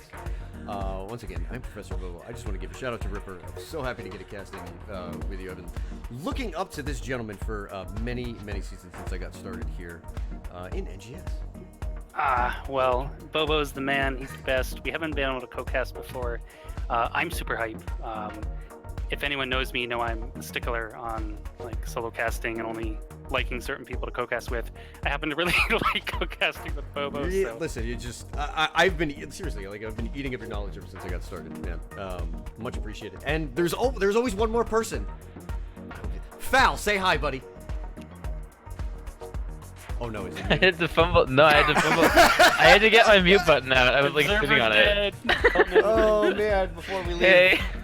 Felindra, the best eye in the sky that this caster could hope for. All right, guys, that's gonna do it for us. I'm gonna look to see if there's anybody to raid out there. Cheers. Hopefully, I'll catch you guys tomorrow night. And once again, congratulations to BxA on their 3-0 victory here in the Storm Div Semi-Finals.